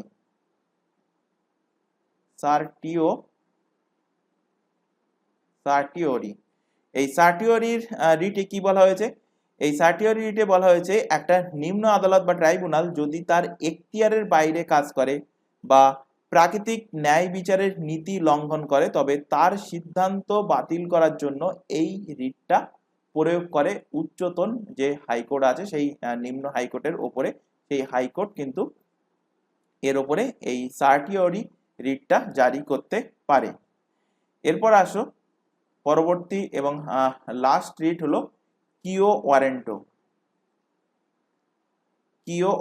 এই কিও ওয়ারেন্টো রিটে কি বলা হয়েছে? কিও ওয়ারেন্টো রিটে বলা হয়েছে এই রিটটা একটা পাবলিক অফিসে একজন ব্যক্তির দাবির বৈধতা অনুসন্ধান করতে এবং সেই ব্যক্তি সেই পদে থাকার অধিকার আছে কিনা তা নির্ধারণ করতে এই রিটটা কিন্তু প্রয়োগ করা হয়। তো 5টা রিট কি কি?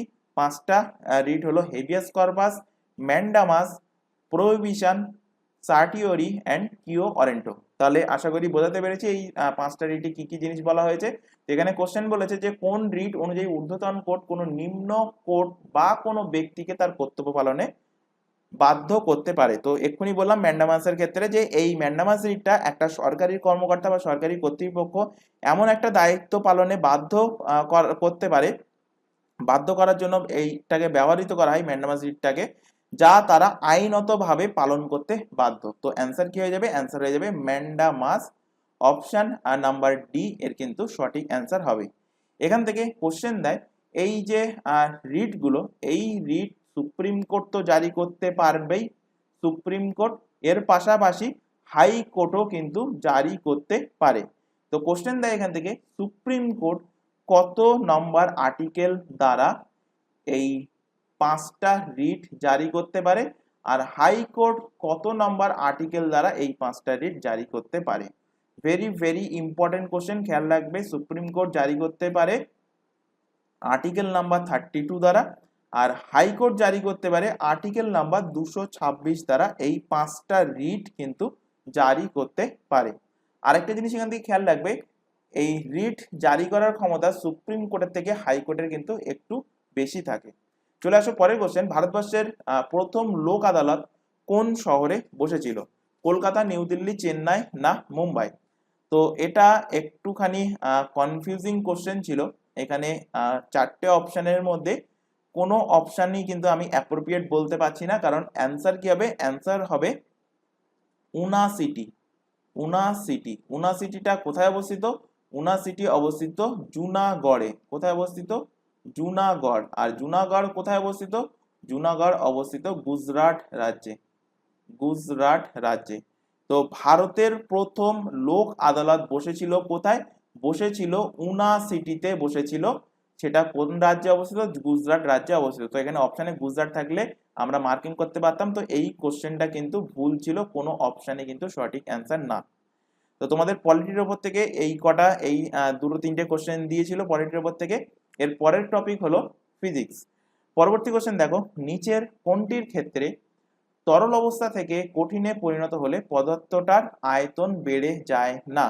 ম্যাক্সিমাম ক্যান্ডিডেট বরফ মেরে এসছে। প্রত্যেকেই জানো যে জল যদি আমি তোমরা নিজেরাই টেস্ট করে দেখবে, একটা বোতলের একদম কানায় কানায় জল দিয়ে ডিপ ফ্রিজে রেখে দেবে, পরের দিন সকালে উঠে দেখবে সেই বোতলটা বেঁকে গেছে বা ছিপিটা খুলে গিয়েছে বা ছিপি ফেটে গিয়েছে। কারণ কি? জল জমে বরফ হলে আয়তনে কিন্তু অবশ্যই বাড়ে। তো এর মধ্যে বাড়ে না কোনটা আয়তনে? এখানে কোশ্চেন সেটাই জানতে চাইছে। বেড়ে যায় না কোনটা? তো বেড়ে যায় না হলো অ্যালুমিনিয়াম। অপশন নাম্বার সি এর কিন্তু সঠিক অ্যান্সার হবে। পরবর্তী কোশ্চেনে চলে আসো, হার্টজ। হার্টজ কিসের একক? শক্তির, ঘনত্বের, তরঙ্গদৈর্ঘ্যের না কম্পাঙ্কের একক? তো হার্টজ অবভিয়াসলি শব্দের কম্পাঙ্কের একক। অপশন নাম্বার ডি এর কিন্তু সঠিক অ্যান্সার হবে।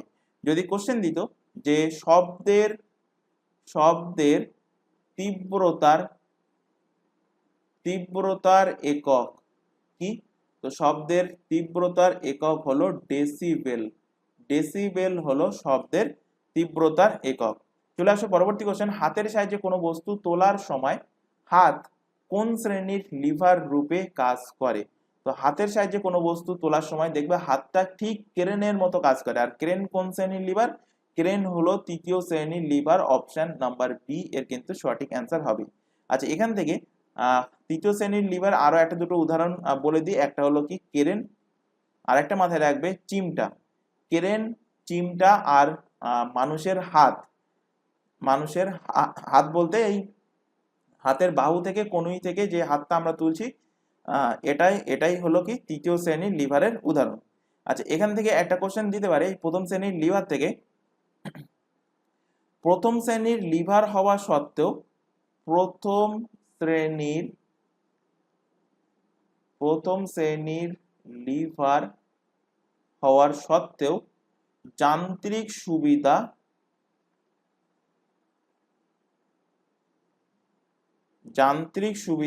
একের সমান। যান্ত্রিক সুবিধা একের সমান কিসে? তো প্রথম শ্রেণীর লিভার হওয়া সত্ত্বেও যান্ত্রিক সুবিধা একের সমান, সেটা কিসে? সেটা হলো সাধারণ তুলা যন্ত্রে। কিসে? সাধারণ সাধারণ তুলা যন্ত্রে। আর যদি কোশ্চেন দিত যে প্রথম শ্রেণীর লিভার হওয়ার সত্ত্বেও যান্ত্রিক সুবিধা একের কম, যান্ত্রিক সুবিধা একের কম এমন একটা উদাহরণ দাও, তো অ্যান্সার কি হবে? অ্যান্সার হবে ঢেঁকি। ঢেঁকি কিন্তু প্রথম শ্রেণীর লিভার, কিন্তু এর যান্ত্রিক সুবিধা একের কম। কোশ্চেনটা কিন্তু খেয়াল রাখবে, এই দুটো কোশ্চেন কিন্তু ম্যাক্সিমাম টাইপ তোমাদের এক্সামে দেয়। আরেকটা দেয় যে টিউবওয়েল কিসের উদাহরণ? টিউবওয়েলের হাতল, টিউবওয়েল নয়, টিউবওয়েলের হাতল কিসের উদাহরণ? তো টিউবওয়েলের হাতলও কিন্তু প্রথম শ্রেণীর উদাহরণ। চলে আসো পরবর্তী কোশ্চেন। নিচের কোন বৈজ্ঞানিক কোয়ান্টাম তত্ত্বের সাহায্যে পরমাণুর গঠনের ব্যাখ্যা দিয়েছিলেন? আচ্ছা, যদি শুধু কোশ্চেন দিত যে কোয়ান্টাম তত্ত্বের উদ্ভাবক কে, কোয়ান্টাম তত্ত্ব কে দিয়েছিলেন, তখন অ্যান্সার কি হতো? তখন অ্যান্সার হতো ম্যাক্স প্লাঙ্ক। Max Planck. কিন্তু এখানে কোশ্চেন দিয়েছে যে কোয়ান্টাম তত্ত্বের সাহায্যে পরমাণুর গঠনের ব্যাখ্যা কে দিয়েছেন? তো কোয়ান্টাম তত্ত্বের সাহায্যে পরমাণু তত্ত্বের ব্যাখ্যা দিয়েছেন বিজ্ঞানী Niels Bohr. Option number B এর কিন্তু সঠিক অ্যান্সার হবে। আর যদি কোশ্চেন দিত যে কোয়ান্টাম তত্ত্বের সাহায্যে লাইটের থিওরি কে দিয়েছে? Light theory, quantum theory of light, quantum theory of light, তখন অ্যান্সার হয়ে যাবে Albert Einstein. Quantum theory of light দিয়েছে। তো কোশ্চেনগুলো খেয়াল রাখবে। কোয়ান্টাম তত্ত্বের সাহায্যে পরমাণুর গঠনের ব্যাখ্যা নিলস বোর, কোয়ান্টাম তত্ত্বের সাহায্যে লাইটের ব্যাখ্যা অ্যালবার্ট আইনস্টাইন। আর শুধুমাত্র যদি কোশ্চেন দেয় যে কোয়ান্টাম তত্ত্বের উদ্ভাবক কে, তখন অ্যান্সার হয়ে যাবে ম্যাক্স প্লাঙ্ক। চলে আসো পরের কোশ্চেন। মরীচিকা নিম্নোক্ত কোনটির উদাহরণ?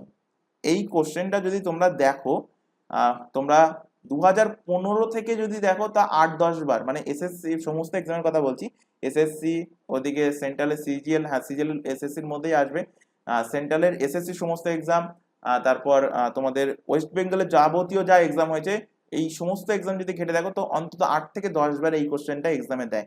মরীচিকা কোনটার উদাহরণ? তো অ্যান্সার কি হবে? অভ্যন্তরীণ পূর্ণ প্রতিফলনের একটা উদাহরণ হলো মরীচিকা। অপশন বি এর কিন্তু সঠিক অ্যান্সার হবে। তো এই ছিল ফিজিক্সের কোশ্চেন। এবার আসবো আমরা কেমিস্ট্রিতে। তো কেমিস্ট্রির ফার্স্ট কোশ্চেন দেখো, সাধারণ চাপ ও তাপমাত্রায় নিচের কোনটি অনিয়তাকার নয়? কাঠ, চক, পিচ না সাধারণ লবণ?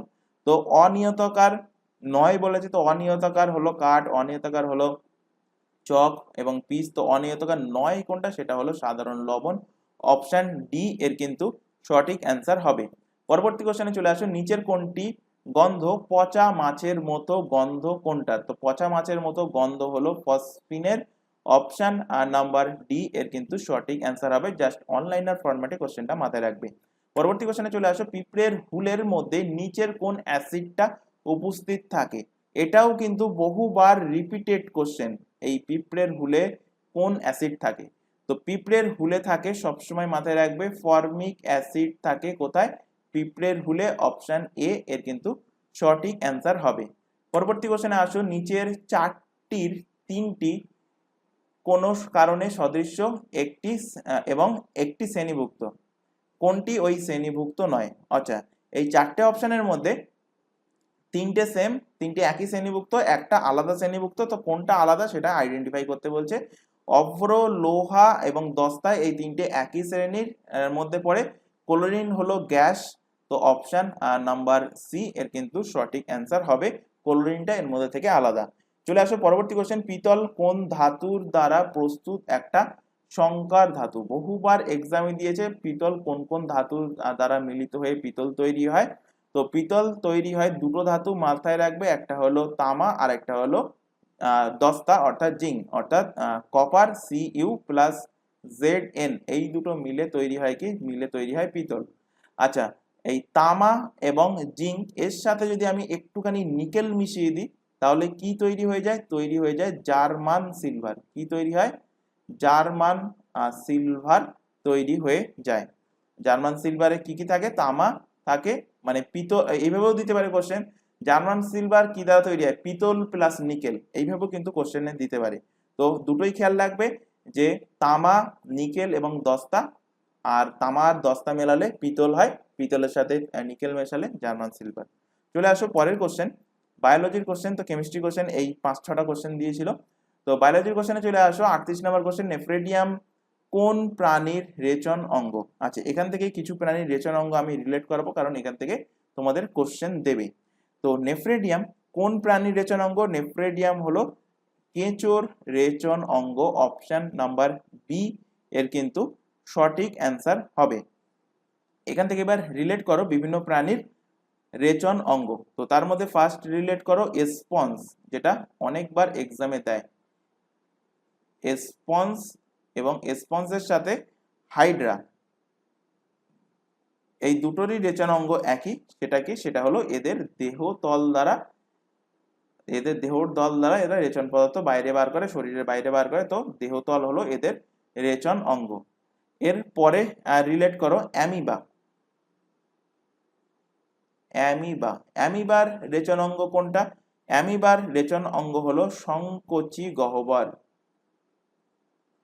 সংকোচী গহ্বর হলো এর রেচন অঙ্গ। কোশ্চেন দেবে চিংড়ি মাছের রেচন অঙ্গ কোনটি? তো চিংড়ি মাছের রেচন অঙ্গ হলো সবুজ গ্রন্থি। সবুজ গ্রন্থি হলো চিংড়ি মাছের রেচন অঙ্গ।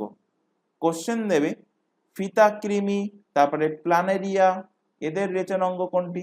ফিতাকৃমি, প্ল্যানেরিয়া, এদের রেচন অঙ্গ কোনটা? তো এদের রেচন অঙ্গ হলো ফ্লেম কোষ। ফ্লেম কোষ হলো এদের রেচন অঙ্গ। কোশ্চেন দেবে কেঁচো, জোঁক, কেঁচো, তারপর জোঁক, এদের রেচন অঙ্গ কোনটা? তো কেঁচো, জোঁক, এদের রেচন অঙ্গ হলো নেফ্রেডিয়া। কেঁচো যোগের রেচন অঙ্গ হলো কি? এদের রেচন অঙ্গ হলো নেফ্রেডিয়া। কোশ্চেন দেবে মাকড়সা, কাঁকড়া বিছা, এদের রেচন অঙ্গের নাম কি? তো মাকড়সা, কাঁকড়া বিছা, এদের রেচন অঙ্গ হলো কক্সাল গ্রন্থি। রেচন অঙ্গের নাম কি? কক্সাল গ্রন্থি হলো এদের রেচন অঙ্গ। কোশ্চেন দেবে তোমাদের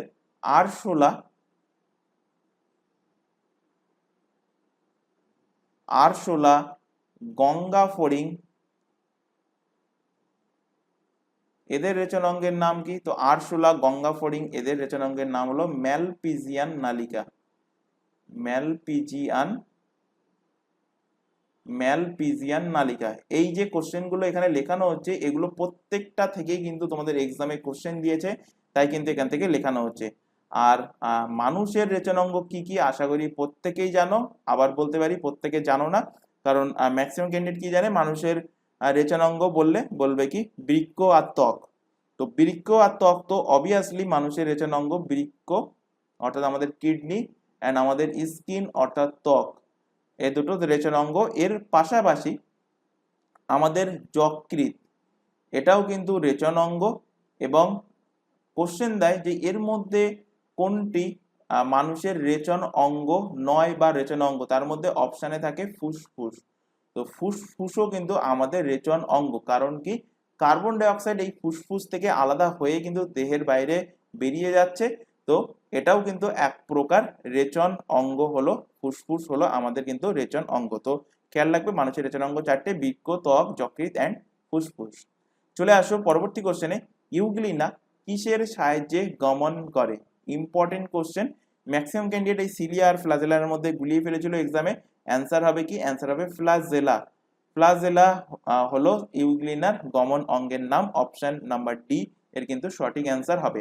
আবারও এখান থেকে কিছু প্রাণীর গমন অঙ্গ রিলেট করাবো। তার মধ্যে ফার্স্ট হলো অ্যামিবা। অ্যামিবার রেচন অঙ্গের নাম কি? অ্যামিবার রেচন অঙ্গের নাম হলো ক্ষণপদ। ক্ষণপদ হলো অ্যামিবার রেচন অঙ্গ।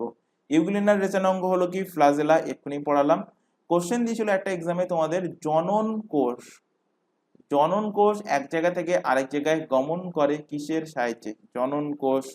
আর একটা আছে প্যারামিসিয়াম।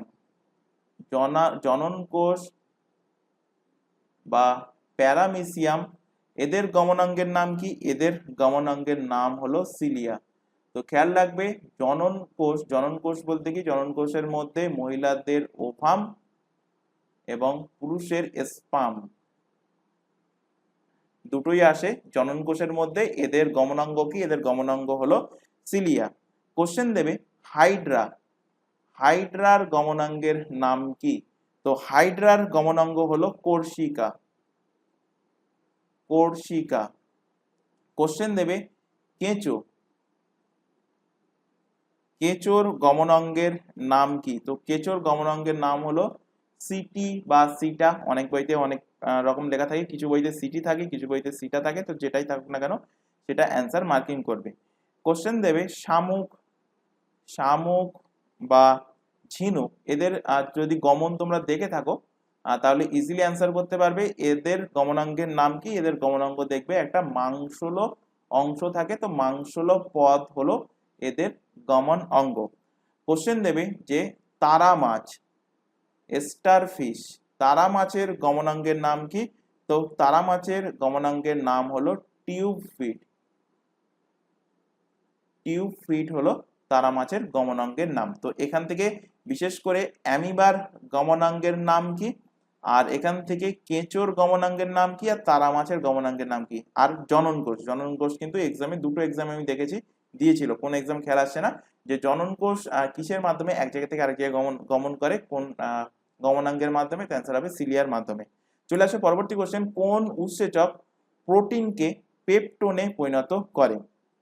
তো প্রোটিনকে পেপটোনে পরিণত করে কে? পেপটোনে পরিণত করে পেপসিন।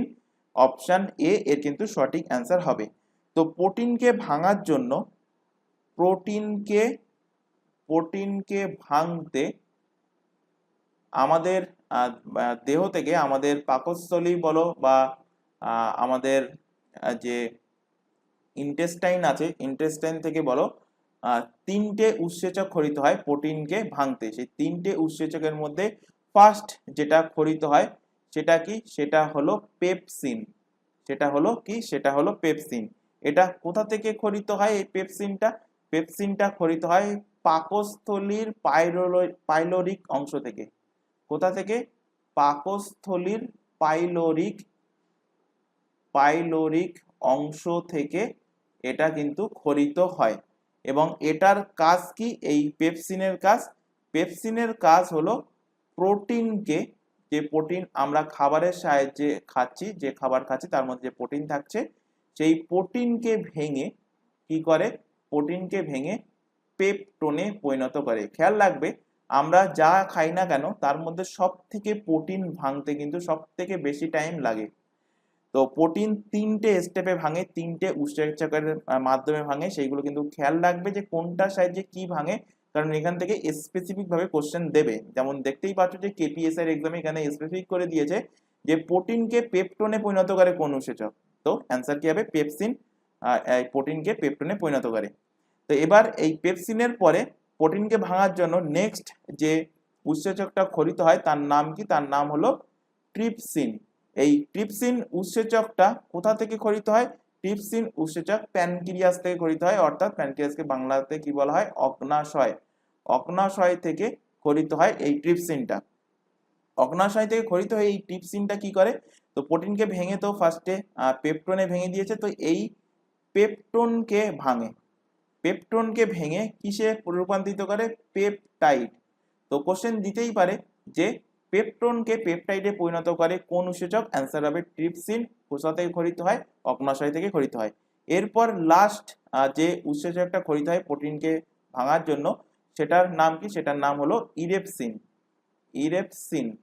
এই ইরেপসিন যে উৎসেচক, এটা কোথা থেকে এর উৎপন্ন হয়, কোথা থেকে তৈরি হয়?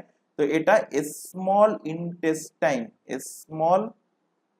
ইন্টেস্টাইন থেকে এটা কিন্তু খরিত হয়। স্মল ইন্টেস্টাইনের কোন অংশ থেকে? কোশ্চেন আরো স্পেসিফিক বা যদি আরো হার্ড করে তখন অ্যান্সার করবে ইলিয়াম অংশ থেকে ইরেপসিনটা খরিত হয়। এবং এটা খরিত হয়ে এই যে পেপটাইডটা ছিল, এই পেপটাইডটা ট্রিপসিন ভেঙে রেখেছিল পেপটাইডে, এই পেপটাইডকে ভেঙে তৈরি করে কি? তৈরি করে অ্যামাইনো অ্যাসিড। কি তৈরি করে? Amino acid. তাহলে প্রোটিন কটা ধাপে ভাঙলো, কোশ্চেন এইভাবেও দিতে পারে। তো মাথায় রাখবে আমরা যে প্রোটিনটা খাই সেই প্রোটিনটা 3টে ধাপে কিন্তু ভাঙে। ফার্স্টে প্রোটিন থেকে পেপটন, তারপর পেপটন থেকে পেপটাইড, তারপর পেপটাইড থেকে অ্যামাইনো অ্যাসিড এ পরিণত হয়। কে পরিণত করে? ইলেপসিন পরিণত করে। 3টে উৎসেচক কোথা থেকে খরিত হয় বলে দিয়েছি। 3টে উৎসেচক এই কিন্তু আমাদের প্রোটিন সংশ্লেষে কাজে লাগে। চলে আসো পরবর্তী কোশ্চেন, মানুষের প্রতিটি দেহকোষে কতগুলো করে সেক্স ক্রোমোজোম থাকে? তো এটা একদম ইজি কোশ্চেন ছিল। প্রত্যেকেই জানো যে আমাদের শরীরের টোটাল ক্রোমোজোমের সংখ্যা কটা? টোটাল ক্রোমোজোমের সংখ্যা হলো 46টা। সেটা ফিমেল বডিতেও থাকবে 46টা ক্রোমোজোম, মেল বডিতেও থাকবে। তো মেল বডিতে 44টা তো ক্রোমোজোম থাকবেই, আর দুটো করে থাকবে সেক্স ক্রোমোজোম, সেটা মেল হোক আর ফিমেল হোক। তো ফিমেলের ক্ষেত্রে যে ক্রোমোজোম থাকবে সেক্স ক্রোমোজোম সেটা কি কি? সেটা হলো এক্স অ্যান্ড এক্স ক্রোমোজোম, আর মেল বডিতে থাকবে এক্স অ্যান্ড ওয়াই ক্রোমোজোম। তো এখানে কোশ্চেন দিয়েছিল যে মানুষের প্রতিটি দেহকোষে কতগুলো করে সেক্স ক্রোমোজোম থাকে? অ্যান্সার হয়ে যাবে দুটো করে সেক্স ক্রোমোজোম থাকে। অপশন নাম্বার এ এর কিন্তু সঠিক অ্যান্সার হবে। আর যদি কোশ্চেন দিত যে টোটাল কটা ক্রোমোজোম থাকে, তখন অ্যান্সার হতো 46টা বা 23 পেয়ার 23 জোড়া ক্রোমোজোম থাকে মানুষের শরীরে। চলে আসো পরবর্তী কোশ্চেন, মানব মস্তিষ্কের কোন অংশ দেহের ভারসাম্য নিয়ন্ত্রণ করে? ম্যাক্সিমাম ক্যান্ডিডেট এই জায়গাটায় ভুল করে। কিভাবে ভুল করে? দেহের ভারসাম্য মানে পড়ে যায় সব ঠিকই, দেহের ভারসাম্য আর দেখতে শুনতে সাহায্য করে, এই দুটোর মধ্যে গুলিয়ে ফেলে। তো খেয়াল রাখবে, দেহের ভারসাম্য রক্ষা করে কে? দেহের ভারসাম্য রক্ষা করে আমাদের যে লঘু মস্তিষ্ক। লঘু মস্তিষ্ক আমাদের দেহের ব্যালেন্সটাকে নিয়ন্ত্রণ করে, দেহের ভারসাম্যটাকে নিয়ন্ত্রণ করে। আর কোশ্চেন যদি দেয় দেখতে ও শুনতে, দেখতে ও শুনতে আমাদেরকে সাহায্য করে কে? দেখতে এবং শুনতে সাহায্য করে সেরেব্রাম। কে সাহায্য করে? সেরিব্রাম। সেরিব্রাম, বাংলাতে একে বলা হয় সম্ভবত গুরু মস্তিষ্ক। গুরু গুরু মস্তিষ্ক আমাদের দেখতে বা শুনতে সাহায্য করে। এর পাশাপাশি আমাদের যে মেমোরি, আমাদের যে স্মরণ রাখার ক্ষমতা, মেমোরি, তারপর আইকিউ লেভেল, তারপর আমাদের কোনো কিছু জিজ্ঞাসা করার ক্ষমতা বা কোনো থিঙ্কিং পাওয়ার, সমস্ত কিছুই কিন্তু কন্ট্রোল করে এই সেরিব্রাম বা গুরু মস্তিষ্ক। আচ্ছা, এখান থেকে আরো দুটো ফ্যাক্ট রিলেট করাই। এখান থেকে কোশ্চেন দেয় এই থ্যালামাস আর হাইপোথ্যালামাস। থ্যালামাস, থ্যালামাস আরেকটা হলো হাইপোথ্যালামাস। হাইপোথ্যালামাস, এই দুটোর মধ্যে যে কোনো একটা মনে রাখবে আর একটা উল্টিয়ে দেবে। কিভাবে উল্টিয়ে দেবে সেটা আমি বলছি। থ্যালামাস কি করে? থ্যালামাস বাইরের মানে শরীরের বাইরের কোনো আঘাত, কোনো চোট লাগা, কোনো ঠান্ডা বা গরম, যেমন এখন গরমকাল চলছে, গরমকালে গরম ফিল হচ্ছে, সেটা কি শরীরের বাইরের থেকে ফিল করছি। শীতকালে আমরা ফিল করি ঠান্ডা লাগছে। তারপর কেউ তোমার গালে একটা ঠাটিয়ে চড় মারলো, সেই চড়টা লেগেছে, বাইরের থেকে চড় মারলো, কোনো টিচার মারলো বা তোমার বাবা মা মারলো। তো এইগুলো বুঝতে সাহায্য করে কে? বুঝতে সাহায্য করে থ্যালামাস।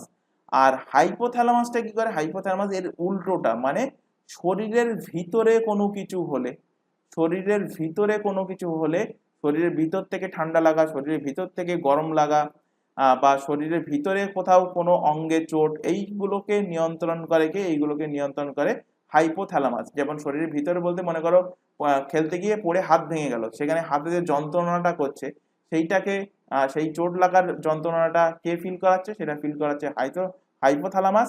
আর তোমার গালে কেউ ঠাটিয়ে চড় মারলো, তার ফলে যে তোমার গাল ব্যথা হলো, সেটা ফিল করাচ্ছে কে? সেটা ফিল করাচ্ছে থ্যালামাস। এই দুটো কিন্তু এখান থেকে খেয়াল রাখবে। চলে আসো পরের কোশ্চেন, মানবদের অগ্নাশয়ের আলফা কোষ থেকে কোন হরমোনটা নিঃসৃত হয়? ম্যাক্সিমাম ক্যান্ডিডেট কি মেরে এসেছিল? ইনসুলিন মেরে এসেছিল, কারণ জানে অগ্নাশয়ের থেকে এই ইনসুলিন খরিত হয়। অ্যান্সার হয়ে গেছে ভুল। কেন? এখানে দেখো স্পেসিফিক করে দিয়েছে অগ্নাশয়ের আলফা কোষ থেকে। ইনসুলিন কোথা থেকে খরিত হয়? ইনসুলিনও অগ্নাশয় থেকে খরিত হয়। এখানেই তো ম্যাক্সিমাম ক্যান্ডিডেট ভুল করেছে। কিভাবে ভুল করেছে? অগ্নাশয় থেকে খরিত হয় তো সবাই জানে, কিন্তু অগ্নাশয়ের কোথা থেকে? অগ্নাশয়ের বিটা কোষের ল্যাঙ্গারহ্যান্স কোষ থেকে। ল্যাঙ্গারহ্যান্স, অগ্নাশয়ের বিটা কোষের ল্যাঙ্গারহ্যান্স থেকে খরিত হয় কি? খরিত হয় ইনসুলিন। আর অগ্নাশয়ের আলফা কোষ থেকে কি খরিত হয়? অগ্নাশয়ের আলফা কোষ থেকে খরিত হয় গ্লুকাগন।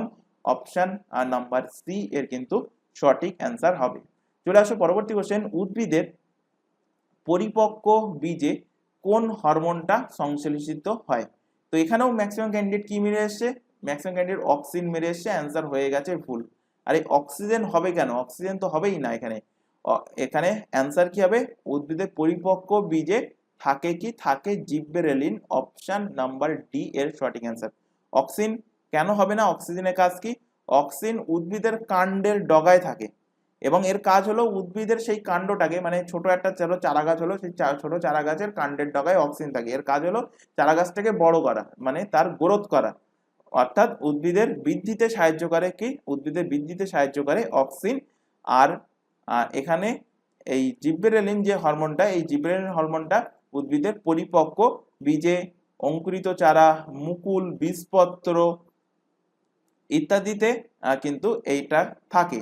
তো উদ্ভিদের পরিপক্ক বীজ, অঙ্কুরিত চারা বা মুকুল, বীজপত্র বা যেগুলো বর্ধিষ্ণু পাতা ইত্যাদি থেকে উৎপন্ন টার্পিনয়েড জাতীয় যে জৈব অম্ল সমস্ত বীজের সুপ্ত দশাকে ভঙ্গ করে এবং উদ্ভিদের দীর্ঘ বৃদ্ধি ঘটাতে, ফুল ফোটাতে সাহায্য করে, তাকেই কি বলা হয়? তাকেই বলা হয় কিন্তু জিবরেলিন বা জিবরেলিন হরমোন।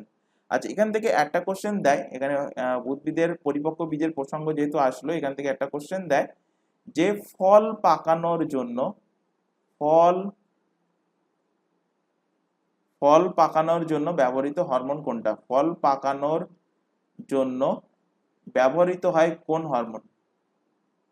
ব্যবহৃত হয় কোন হরমোন? তো ফল পাকানোর জন্য ব্যবহৃত হয় ইথিলিন। কি ব্যবহার হয়? ইথিলিন। ইথিলিন ব্যবহার হয় ফল পাকানোর জন্য। চলে আসো পরের কোশ্চেন, কোন অ্যাসিডকে অ্যাকোয়া ফর্টিস নামে অভিহিত করা হয়? তো এখানেও ম্যাক্সিমাম ক্যান্ডিডেট দেখেছি ভুল করে। কোথায় ভুল করে? অ্যাকোয়া ফর্টিস, অ্যাকোয়া রিজিয়া, এই দুটোর মধ্যে গোলায়। তো খেয়াল রাখবে, অ্যাকোয়া ফর্টিস নামে অভিহিত কোনটা? অ্যাকোয়া ফর্টিস নামে অভিহিত হলো nitric acid. Option number D এর সঠিক অ্যান্সার, অর্থাৎ HNO3। HNO3 কে বলা হয় অ্যাকোয়া ফর্টিস। এখান থেকে আরো দুটো অ্যাসিড আছে, একটা আছে H2SO4 সালফিউরিক অ্যাসিড, আর একটা আছে হাইড্রোক্লোরিক অ্যাসিড। সালফিউরিক অ্যাসিডকে কি বলা হয়? H2SO4 কে, একে বলা হয় oil of vitriol. Oil of vitriol বলা হয় কাকে? সালফিউরিক অ্যাসিড অর্থাৎ H2SO4 কে। আর HCl কে কি বলা হয়? HCl কে বলা হয় মিউরিয়াটিক অ্যাসিড। কি বলা হয়? মিউরিয়াটিক অ্যাসিড বলা হয় HCl কে। এখান থেকে আরেকটা কোশ্চেন দেয় যে অম্লরাজ কোন দুটো অ্যাসিডের সংমিশ্রণ? অম্লরাজ যাকে ইংলিশে কি বলা হয়? অ্যাকুয়ারিজিয়া কোন দুটি অ্যাসিডের সংমিশ্রণকে বলা হয় অম্লরাজ? তো খেয়াল রাখবে, গাঢ় HCl এবং এর সাথে গাঢ় HNO3 এর মিশ্রণকে বলা হয় অম্লরাজ বা অ্যাকুয়ারিজিয়া। তো অ্যাকোয়া ফর্টিস হলো নাইট্রিক অ্যাসিড আর অ্যাকুয়ারিজিয়া হলো গাঢ় HCl এবং গাঢ় HNO3 এর মিশ্রণ। এখান থেকে একটা এক্সামে কোশ্চেন দিয়েছিল, এই যে গাঢ় HCl এবং গাঢ় HNO3 এর মিশ্রণ, এটা কত অনুপাতে মেশাতে হবে? তো 3 ইউনিট যদি গাঢ় HCl নেই, 1 ইউনিট গাঢ় HNO3 নিতে হবে, অর্থাৎ 3:1 অনুপাতে মেশাতে হবে অম্লরাজকে, অর্থাৎ 3:1 অনুপাতে মেশাতে হবে, মানে 3 অনুপাতে মেশাতে হবে HCl, 1 অনুপাতে মেশাতে হবে HNO3। এই দুটোর মিশ্রণকে একসাথে বলা হয় কি? অম্লরাজ অর্থাৎ অ্যাকুয়ারিজিয়া। চলে আসো পরের কোশ্চেন, অঙ্গের ব্যবহার ও অপব্যবহারের সূত্রটি কোন বৈজ্ঞানিকের প্রবর্তিত মতবাদ? তো এটা হলো ল্যামার্কের মতবাদ। জাস্ট অনলাইনের ফরম্যাটে মাথায় রাখবে, অপশন এ এর সঠিক অ্যান্সার। তো এই ছিল বায়োলজির কোশ্চেন। এবার চলে আসবো আমরা স্ট্যাটিক জিকে জিএস এর কোশ্চেন। তো এখানে স্ট্যাটিক জিকে জিএস থেকে বেশি কোশ্চেন দেয়নি, 3-4টে কোশ্চেনই দিয়েছে। তো এখানে দেখো 47 দাগে মাদাগাস্কার দেশটি কোন মহাদেশে অবস্থিত?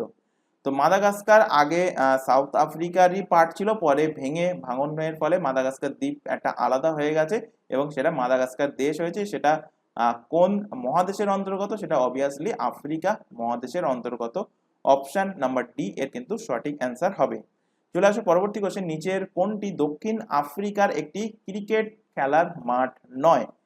তো দক্ষিণ আফ্রিকার এর মধ্যে ক্রিকেট খেলার মাঠ হলো ডারবান, জোহেনেসবার্গ এবং সেঞ্চুরিয়ান। এগুলো প্রত্যেকটা দক্ষিণ আফ্রিকায় অবস্থিত। দক্ষিণ আফ্রিকায় অবস্থিত নয় সেটা হলো ওয়েলিংটন। কারণ ওয়েলিংটন কোথায় অবস্থিত? এটা অবস্থিত নিউজিল্যান্ডে। এটা কোথায় অবস্থিত? নিউজিল্যান্ডের মাঠ হলো ওয়েলিংটন। চলে আসো পরের কোশ্চেন, ইমানুয়েল ম্যাক্রন কোন দেশের রাষ্ট্রপ্রধান? তো এটা আশা করি প্রত্যেকেরই জানা উচিত, কারেন্ট অ্যাফেয়ার্সের ক্লাসে পড়িয়েছি। এছাড়া পিএসসির এক্সামের আগে, ফুড এসআই এক্সামের আগে কিন্তু বহুবার পড়িয়েছি। ইমানুয়েল ম্যাক্রন হলো। এছাড়া এই কোশ্চেনটা সম্ভবত তোমাদের পিএসসি 2019-এর এক্সামেও কিন্তু কোশ্চেনটা দিয়েছিল। ইমানুয়েল ম্যাক্রন কোন দেশের রাষ্ট্রপ্রধান? ফ্রান্সের রাষ্ট্রপ্রধান। অপশন এ এর সঠিক অ্যান্সার। কেন মনে রাখতে হবে? কারণ হলো এই বছর অর্থাৎ 2024 সালে রিপাবলিক ডের যে কুচকাওয়াজটা হয়েছে, সেই রিপাবলিক ডের কুচকাওয়াজে প্রধান অতিথি হিসাবে কে প্রেজেন্ট ছিলেন? কোশ্চেন দেবে। তো প্রধান অতিথি হিসাবে প্রেজেন্ট ছিলেন ফ্রান্সের রাষ্ট্রপতি ইমানুয়েল ম্যাক্রন। চলে আসো পরের কোশ্চেন, রাষ্ট্রপুঞ্জের নিরাপত্তা পরিষদের সর্বমোট কতজন সদস্য থাকে? আর এই রিসেন্টলি যে ফুড এসআই এক্সামটা হলো সেখানেও কিন্তু তোমাদের এই রাষ্ট্রপুঞ্জ থেকে একটা কোশ্চেন দিয়েছিল যে রাষ্ট্রপুঞ্জের স্থায়ী সদস্যের সংখ্যা কত।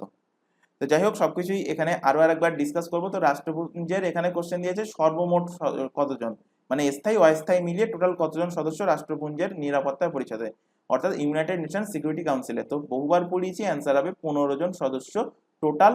অপশন নাম্বার সি এর কিন্তু সঠিক অ্যান্সার হবে। এখান থেকে ইউনাইটেড নেশনটা আরো একবার রিলেট করাচ্ছি। United nation, UN for United nation এর এস্টাবলিশ কবে হয়েছিল? এক্সাক্ট ডেট মুখস্থ রাখতে বলেছিলাম, 24 অক্টোবর 1945 সালে ইউনাইটেড নেশনে প্রতিষ্ঠিত হয়। এই কারণে এই 24 অক্টোবর দিনটা United nation day, UN day হিসেবে পালন করা হয়। কোশ্চেন দেবে, ইউনাইটেড নেশনের হেডকোয়ার্টার কোথায় অবস্থিত? ইউনাইটেড নেশনের হেডকোয়ার্টার অবস্থিত নিউ ইয়র্কে। এর হেডকোয়ার্টার নিউ ইয়র্ক কোথায়? আমেরিকা, নিউ ইয়র্কে এর হেডকোয়ার্টার অবস্থিত। কোশ্চেন দেবে, ইউনাইটেড নেশনের বর্তমান প্রধান কে? বর্তমান হেড কে? তো বর্তমান হেড হলেন অ্যান্টোনিও গুটেরেস। অ্যান্টোনিও গুটেরেস হলেন ইউনাইটেড নেশনের প্রধান। কোশ্চেন দেবে, এই অ্যান্টোনিও গুটেরেস ইনি কোন দেশের বাসিন্দা? তো ইনি হলেন পর্তুগিজের বাসিন্দা। আচ্ছা, এখান থেকে এইবার রিলেট করো ইউনাইটেড নেশনের কটা ভাগ। তো ইউনাইটেড নেশনের টোটাল কিন্তু 6টা ভাগ। 6টা ভাগ কি কি? ফার্স্ট হলো ইউএনজিএ অর্থাৎ ইউনাইটেড নেশন জেনারেল অ্যাসেম্বলি। আচ্ছা, এখান থেকে আমি ফুল ফর্ম বলে দিচ্ছি, তোমরা খাতায় নোট ডাউন করে নেবে। ইউএনজিএ ফর হলো United nation general assembly, UNSC united nation security council, UNESC united nation economic and social council, আর হলো trusteeship united nation trusteeship council, ICJ international court of justice, আর একটা হলো ইউনাইটেড নেশন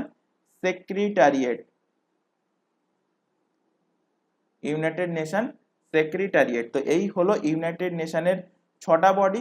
এই United নেশনের 6টা বডির মধ্যে একমাত্র এই আইসিজের অর্থাৎ ইন্টারন্যাশনাল কোর্ট অফ জাস্টিস এর হেডকোয়ার্টারটা আলাদা জায়গায়, বাকিগুলোর হেডকোয়ার্টার কিন্তু সবকটাই এই নিউ ইয়র্ক ইউএসএ তে অবস্থিত। তো আইসিজে এর হেডকোয়ার্টার কোথায় অবস্থিত? এখান থেকে এক্সামে কোশ্চেন দেয়। অ্যান্সার কি হবে? অ্যান্সার হবে দা হেগ। দা হেগে অবস্থিত। দা হেগ কোন দেশের মধ্যে পড়ে? নেদারল্যান্ড। নেদারল্যান্ডের দা হেগে অবস্থিত ইন্টারন্যাশনাল কোর্ট অফ জাস্টিসের হেডকোয়ার্টার। এবার এর মধ্যে এই ইউনাইটেড নেশন সিকিউরিটি কাউন্সিলটাকে আরো একবার এখান থেকে ডিসকাস করাচ্ছি, ভালোভাবে খেয়াল করবে। ইউনাইটেড নেশন সিকিউরিটি কাউন্সিলের যদি কোশ্চেন দেয় যে টোটাল কটা মেম্বার, যেটা এখানে কোশ্চেন ছিল 15টা মেম্বার, এই 15টা মেম্বারের মধ্যে কিছু আছে পার্মানেন্ট অর্থাৎ স্থায়ী, আর বাকিগুলো হলো কি নন পার্মানেন্ট অর্থাৎ অস্থায়ী। তো অস্থায়ী মেম্বারের সংখ্যা কটা? অস্থায়ী মেম্বারের সংখ্যা 10টা, তাহলে 15-র মধ্যে 10টা চলে গেলে স্থায়ী মেম্বারের সংখ্যা কটা হবে? 5টা। এই 5টা স্থায়ী মেম্বার কে কে, এইভাবে কোশ্চেন দেবে, এর মধ্যে কোনটি ইউনাইটেড নেশন সিকিউরিটি কাউন্সিলের স্থায়ী মেম্বার নয়। আচ্ছা, এই কোশ্চেনটাও কিন্তু তোমাদের ফুড এসআইয়ের এক্সামে দিয়েছিল, ফুড এসআইয়ের এক্সামে আমি দেখেছি এই রিসেন্টলি যে এক্সামটা হয়ে গেল, যে এই 4টের মধ্যে কোনটা ইউনাইটেড নেশনের সিকিউরিটি কাউন্সিলের পার্মানেন্ট মেম্বার নয়। তো 5টা যে পার্মানেন্ট মেম্বার সেগুলোর নাম কিন্তু মুখস্থ রাখতে হবে, বহুবার পড়িয়েছি, আবার এখান থেকে রিলেট করাচ্ছি। ইউএসএ, আমেরিকা হলো পার্মানেন্ট মেম্বার। আমেরিকার পর মাথায় রাখবে ইউকে মানে ইংল্যান্ড, তারপর মাথায় রাখবে ফ্রান্স। এবার এদিকে চলে আসো এশিয়ার মধ্যে, এশিয়ার মধ্যে কে কে আছে? এশিয়ার মধ্যে আছে আরো দুজন, একটা হলো রাশিয়া আর একটা হলো চায়না। তো USA, UK, France, Russia and China, এই 5টা হলো স্থায়ী মেম্বার। এই স্থায়ী মেম্বারদের একটা স্পেশাল পাওয়ার থাকে, সেই পাওয়ারটা কি? ভেটো পাওয়ার। আর বাকি যে 10টা মেম্বার অস্থায়ী যে যারা মেম্বার, এদের ভ্যালিডিটি থাকে 2 বছর করে, 2 বছর অন্তর অন্তর এই অস্থায়ী মেম্বার কিন্তু চেঞ্জ হতে থাকে, কিন্তু স্থায়ী মেম্বার কিন্তু কখনই চেঞ্জ হয় না, এবং এদের একটা স্পেশাল পাওয়ার থাকে। কি পাওয়ার বললাম? ভেটো পাওয়ার। চলে আসো পরবর্তী কোশ্চেন, এবং তোমাদের কলকাতা পুলিশ 2023-এ সাব ইন্সপেক্টর পদে তোমাদের লাস্ট কোশ্চেন এটা, 51টা জিকেজিএস এর উপর থেকে কোশ্চেন ছিল। তো এখানে দেখো জানতে চাইছে, কোশ্চেনটা দিয়েছিল যে ইউনেস্কোর সদর দপ্তর, ইউনেস্কোর হেডকোয়ার্টার কোথায় অবস্থিত। তো এর মতো ইজি কোশ্চেন আর নেই, কারণ এটা বহুবার পড়িয়েছিলাম এক্সামের আগে। অ্যান্সার হবে প্যারিসে অবস্থিত, অপশন সি এর কিন্তু সঠিক অ্যান্সার।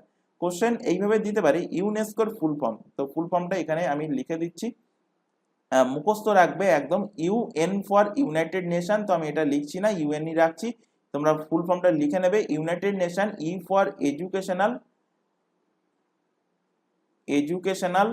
এস ফর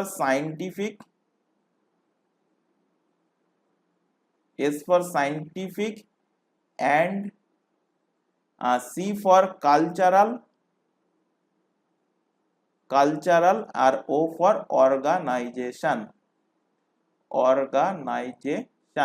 তাহলে কি হলো? United Nation educational, scientific and cultural organisation, এর শর্ট ফর্ম হলো ইউনেস্কো। ইউনেস্কোর ফরমেশন কবে হয়, কবে এর গঠন হয়? তো ইউনেস্কোর ফরমেশন হয় 1945 সালে। কোশ্চেন দেবে ইউনেস্কোর হেডকোয়ার্টার কোথায় অবস্থিত? তো প্যারিসে অবস্থিত। প্যারিস কোন দেশে? ফ্রান্স। ফ্রান্সের রাজধানী প্যারিসে অবস্থিত। আর এখান থেকে আরেকটা কোশ্চেন দেবে, ইউনেস্কোর বর্তমান হেড কে আছেন, বর্তমান প্রধান কে? তো তার নাম হলো আদ্রে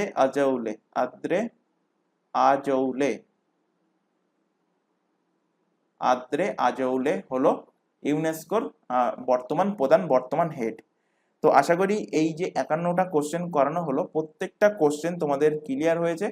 যদি কোথাও কোনো কোশ্চেনে কোনো রকম ডাউট থাকে, বা সাপোজ হতে পারে 51টা কোশ্চেন একসাথে পড়ানো হচ্ছে মানে আমারও মিস্টেক হতে পারে, তো যদি হয়ে থাকে সেটা অবশ্যই কমেন্ট বক্সে কমেন্ট করে জানাবে, তাহলে আমরা পরবর্তী ক্লাসে তোমাদের সেই ডাউট বা আমার যদি কোনো মিস্টেক হয়ে থাকে সেটাকে আমি কারেকশন করে দেবো।